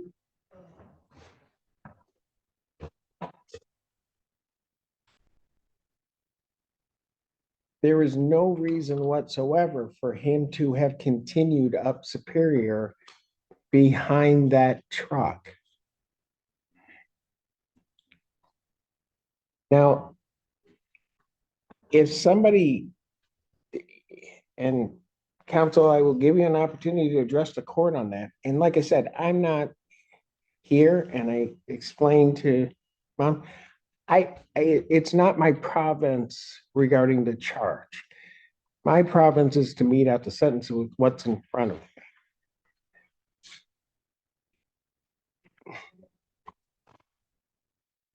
And again, I will give an opportunity for a response, but I can tell you where the court is at this point. The court at this point is of the opinion, and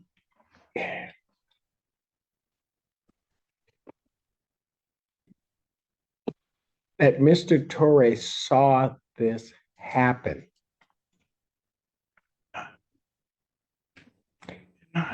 When he talks about the kicking up of dust and other things, the only place in that area that's going to happen is basically at those tracks. It's not going to happen on the turn off of here on River Drive onto Superior. You're not paid.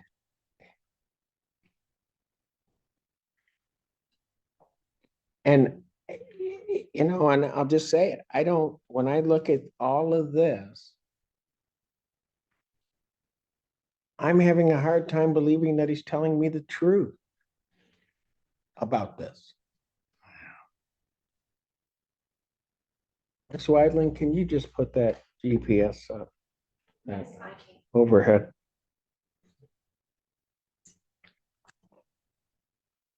Can I say something?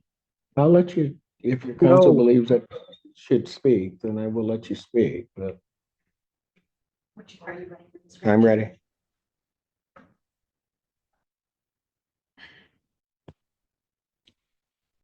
Can you blow that up, or you're locked? Do you need it closer? Yeah, I just need it closer to the.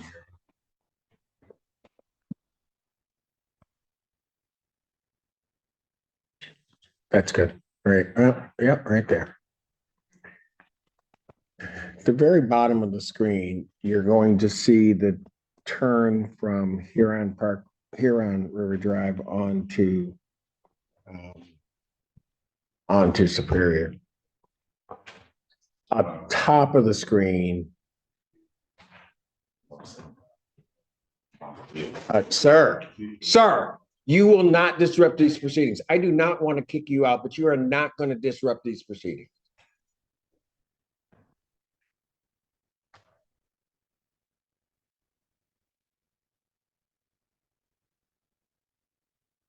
Up at the top of the screen, you'll see the railroad tracks.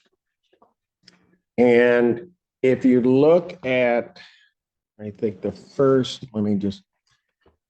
if you look down from the railroad tracks off of Superior, that first street coming off, which would be as you're looking at the screen to the left, that's First Street. From there, you can see that there is a clear shot to that intersection with the railroad tracks. If Mr. Torres is there, he has a clear shot to that whole area. When you also look at it just in terms of his timing of the calls, the other calls that are coming in, he can't not be in that area and see what happens, because the other calls come in shortly thereafter, and they're traveling north from the Gettys area, traveling southbound on Superior. They see it.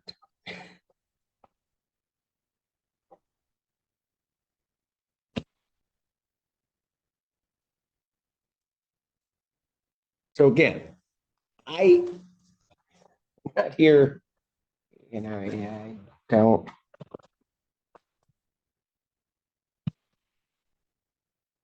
I'm not here to worry about what's charged, what's not charged. I have to mete out the best sentence I can with what I have. And I will let you know, and counsel, I will give you an opportunity if you want to somehow or another speak with your client prior to the court imposing sentence. But I do believe that jail time is appropriate given what I see. I can't, in giving that, I can't bring back these young ladies. And I told the parents, I can't do that. But I certainly can do the best that I can to make sure something occurs. If I believed that Mr. Torres was not present, that it was as it was portrayed to this court, a circumstance where he could not have seen it, that he would have been so far down on Superior that he wouldn't have seen the railroad tracks, then that's where I would land. And I would have no problem landing with that and justifying it. I can't, based upon his own statements, justify that as being true. He had to see it. He's telling me he's 2 to 3 cars behind them, that he's following them, and that he's at first, and it's a clear shot to those railroad tracks. If somebody wants to tell me how I can come to a different conclusion, then please tell me that. But I can take into account in terms of sentencing whether or not a defendant is being truthful with the court in terms of what they're saying. And I will be blunt. I'm just a plain talker. I don't believe that he is.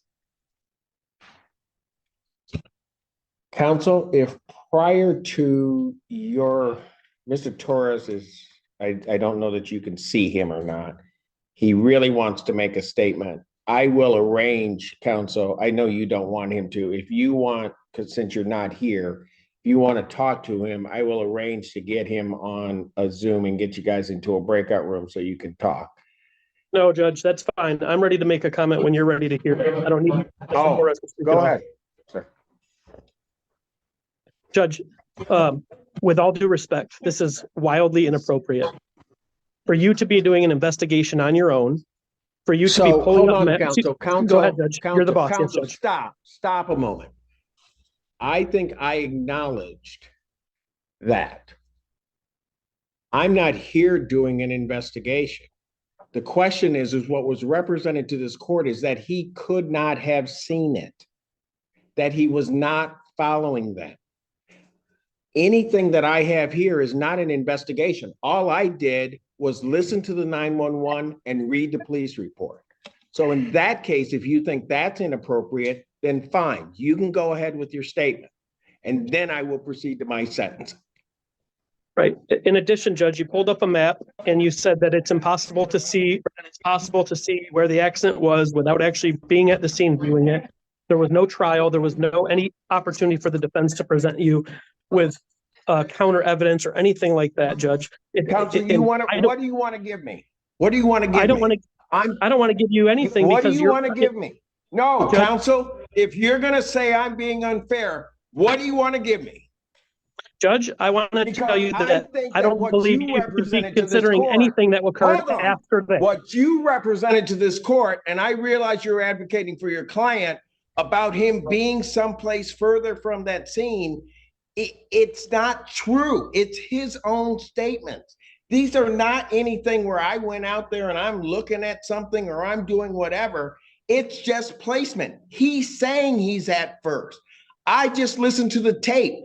I didn't do anything. I didn't go out there and investigate, talk to any witnesses, do anything like that. I did that and looked at a map. That's all I did. Right, Judge. So if you want to give me something, counsel, you can come here 2 hours late. Give me what you want to give me. Judge, I don't believe you should be considering anything after the fact of the initial accident. He's being sentenced for failure to stop at a PD accident. It has nothing to do with what he did afterwards. It's completely inappropriate What for do the you court to mean be what he did afterwards? after the accident when he was initially rear-ended. That's what he pled to, failing to stop at that accident. It's not failing to stop at the accident that the girls were involved in. It's failure to stop at the accident where he was rear-ended. Ms. Your Reiser client agrees. wishes, if your client, knowing what I'm going to do, wishes to withdraw his plea, I will consider that motion. Judge, I would also ask that you recuse yourself at this point. Denied. Understood. And I can, if you wouldn't mind allowing me to speak with Mr. Torres, my guess is he's going to withdraw his plea. I'm sorry? If you wouldn't mind allowing me to speak with Mr. Torres to make sure this is going to happen, but my guess is he will withdraw his plea. Can we set up a breakout room for Mr. Torres in signing on to Zoom in one of the conference rooms? Mr. Torres, we're going to put you into one of the conference rooms out there. We're going to put that machine into a breakout room and put your counsel into a breakout room so you guys can talk. Court will stand in recess. All right.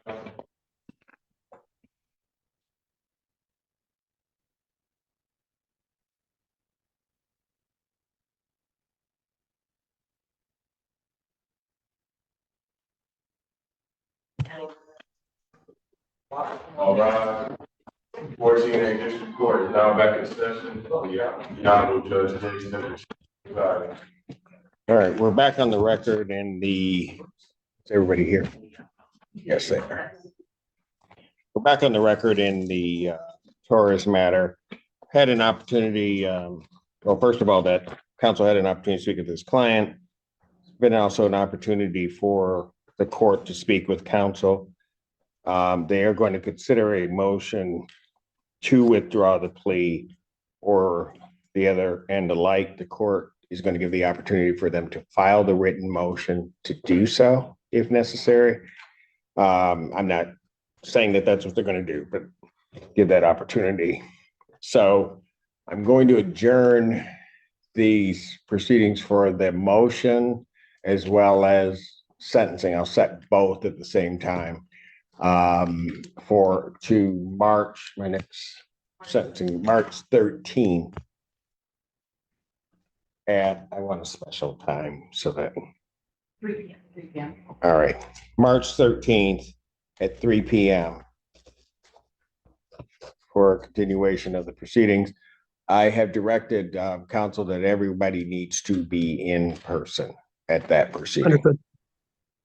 All right, bond will continue. Thank you. All right, thank you, Governor.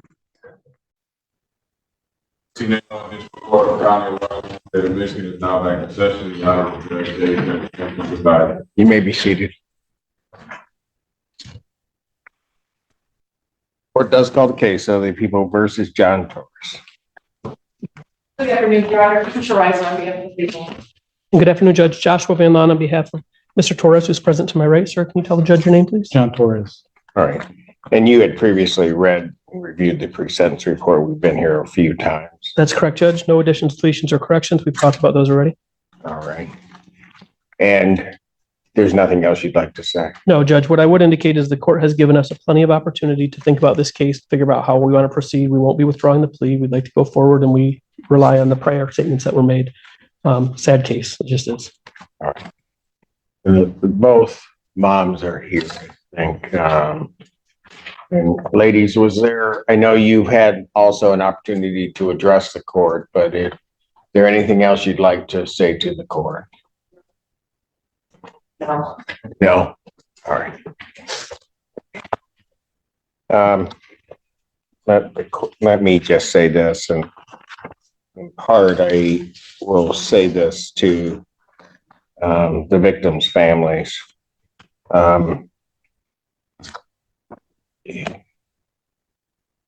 One of the things that I promised you more than anything else is that as we, I don't think it was the last hearing, but the hearing before, is that sometimes there can be a feeling that you're not heard. And the one thing that I promise to you is that at least as far as this judge, you would be heard. I would listen to you in your position. And I believe at the last hearing that I laid out that I'd looked at additional things prior to the sentence. I will also say that I have quite a hefty caseload in things. This is one of those cases that weighs very heavily on the court. In a lot of ways, because as I sit here, you always are trying to do the right thing. Both in terms of any victims and their families, as well as in terms of the defendant. And sometimes it's very difficult to reconcile that, to come up with and fashion something that can in one way make sense, and in another way allow everyone to, but particularly the victim's family, to have some closure to the tragedy. I can't bestow upon you, can't give to you in any way absolute closure, because some of that comes with time. Some of it, frankly, and it's a hard place to get to, comes with the notion of forgiveness. As I indicated before, and let me, rarely do I take people through my entirety of my thought process, and I won't share it all, but I'll share these parts. That day, all of those involved had certain responsibilities. And I'm not, and believe me, folks, I'm not trying to blame anybody necessarily.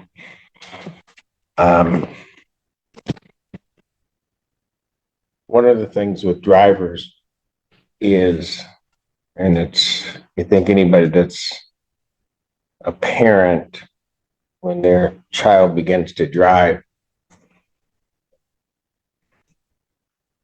that probably the hardest thing to, one of the hardest things to explain to them is that they have a certain responsibility when operating that vehicle to always have that vehicle under control.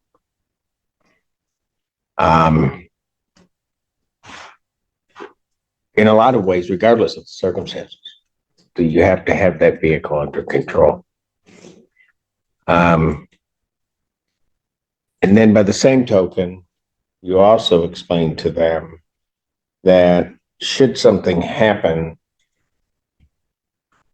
regardless of what the circumstances are, you don't let your emotions, or what we commonly might know of as road rage, sort of take over and allow and do things that, quite frankly, in the grand scheme of things, make absolutely no sense.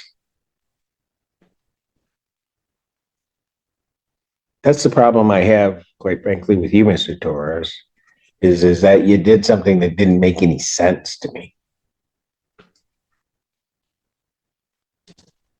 Because it's almost like that road rage circumstance where all of a sudden you're, I think, causing this thing to happen.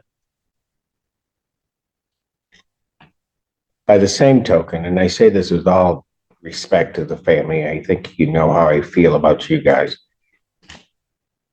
The young ladies in that car then have that other responsibility that I'm talking about, that you pray to your kids that they'll pay attention to, that they keep that vehicle under control regardless of anything else, that they just drive and do things safely. Reality is that at times when these things are going on, people aren't thinking. And then they're saying things one way after the fact, and that may not match up with something. Doesn't make any sense in a lot of ways.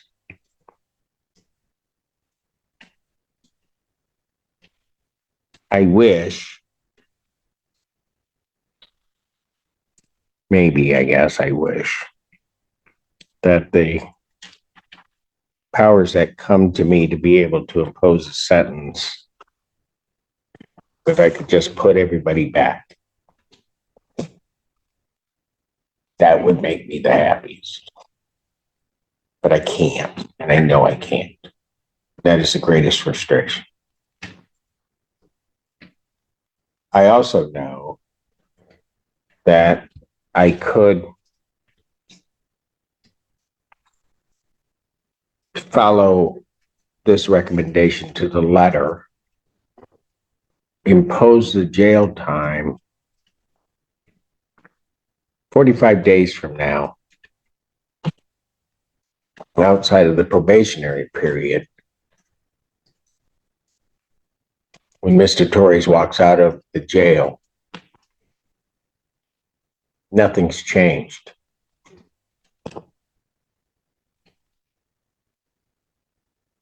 Nothing. And so in that respect, what have we really done? What I don't want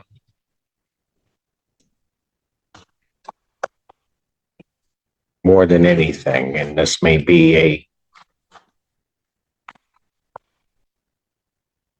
sort of weird way of doing it,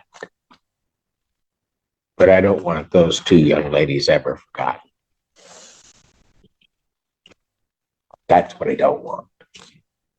Whether they send them to jail, don't send them to jail, I don't want them forgotten. Those were two vibrant lives that, given all the circumstances that day, are no longer with us.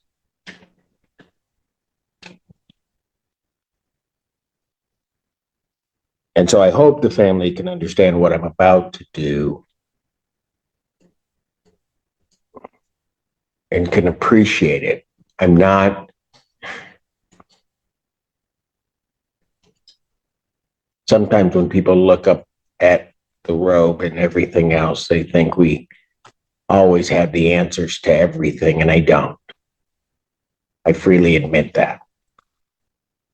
But I just do the best that I can with what I have in this. And when I boil it all down, I don't want your daughters forgotten.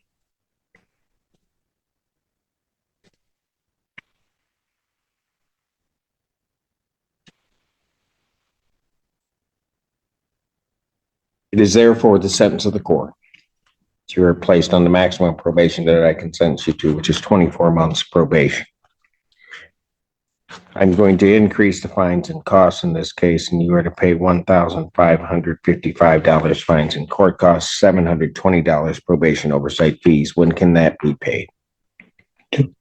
Today.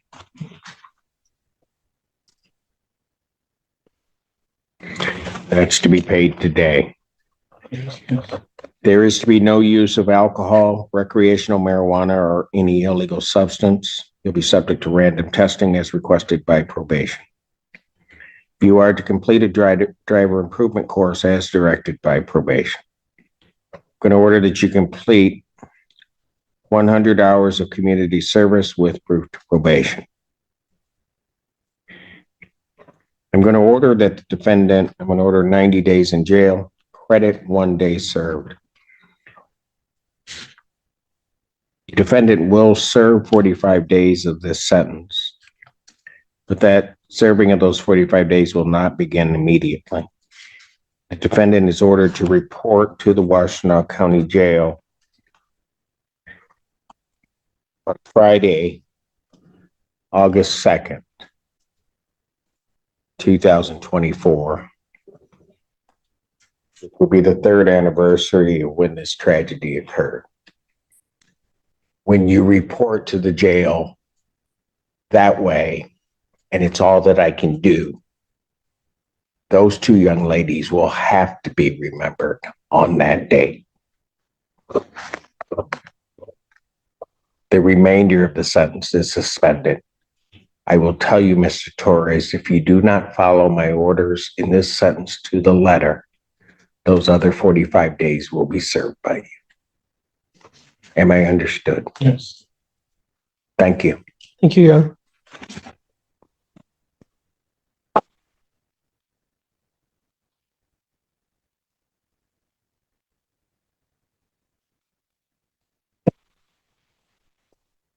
Why don't you guys wait until they, well, let them leave and let them wait for a moment.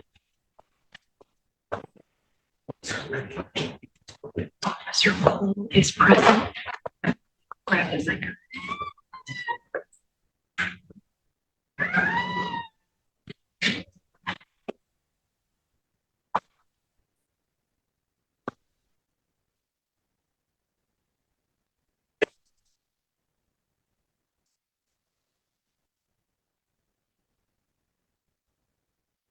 Just give them a minute to get down the hallway. Everybody else I trust. I don't trust the guy on the end. And you know why. I don't forget anything. Sorry, folks. It's best I can do. I tried. Judge, that fine was 1,055 or? I kicked it up to $1,555.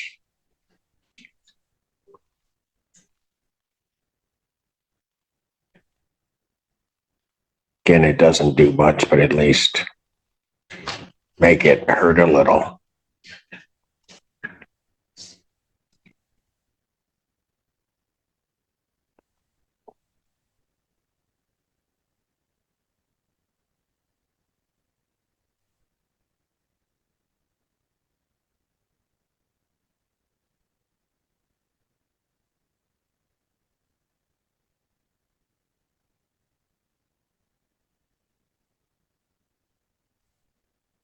So it's a signed copy. Yeah. Okay.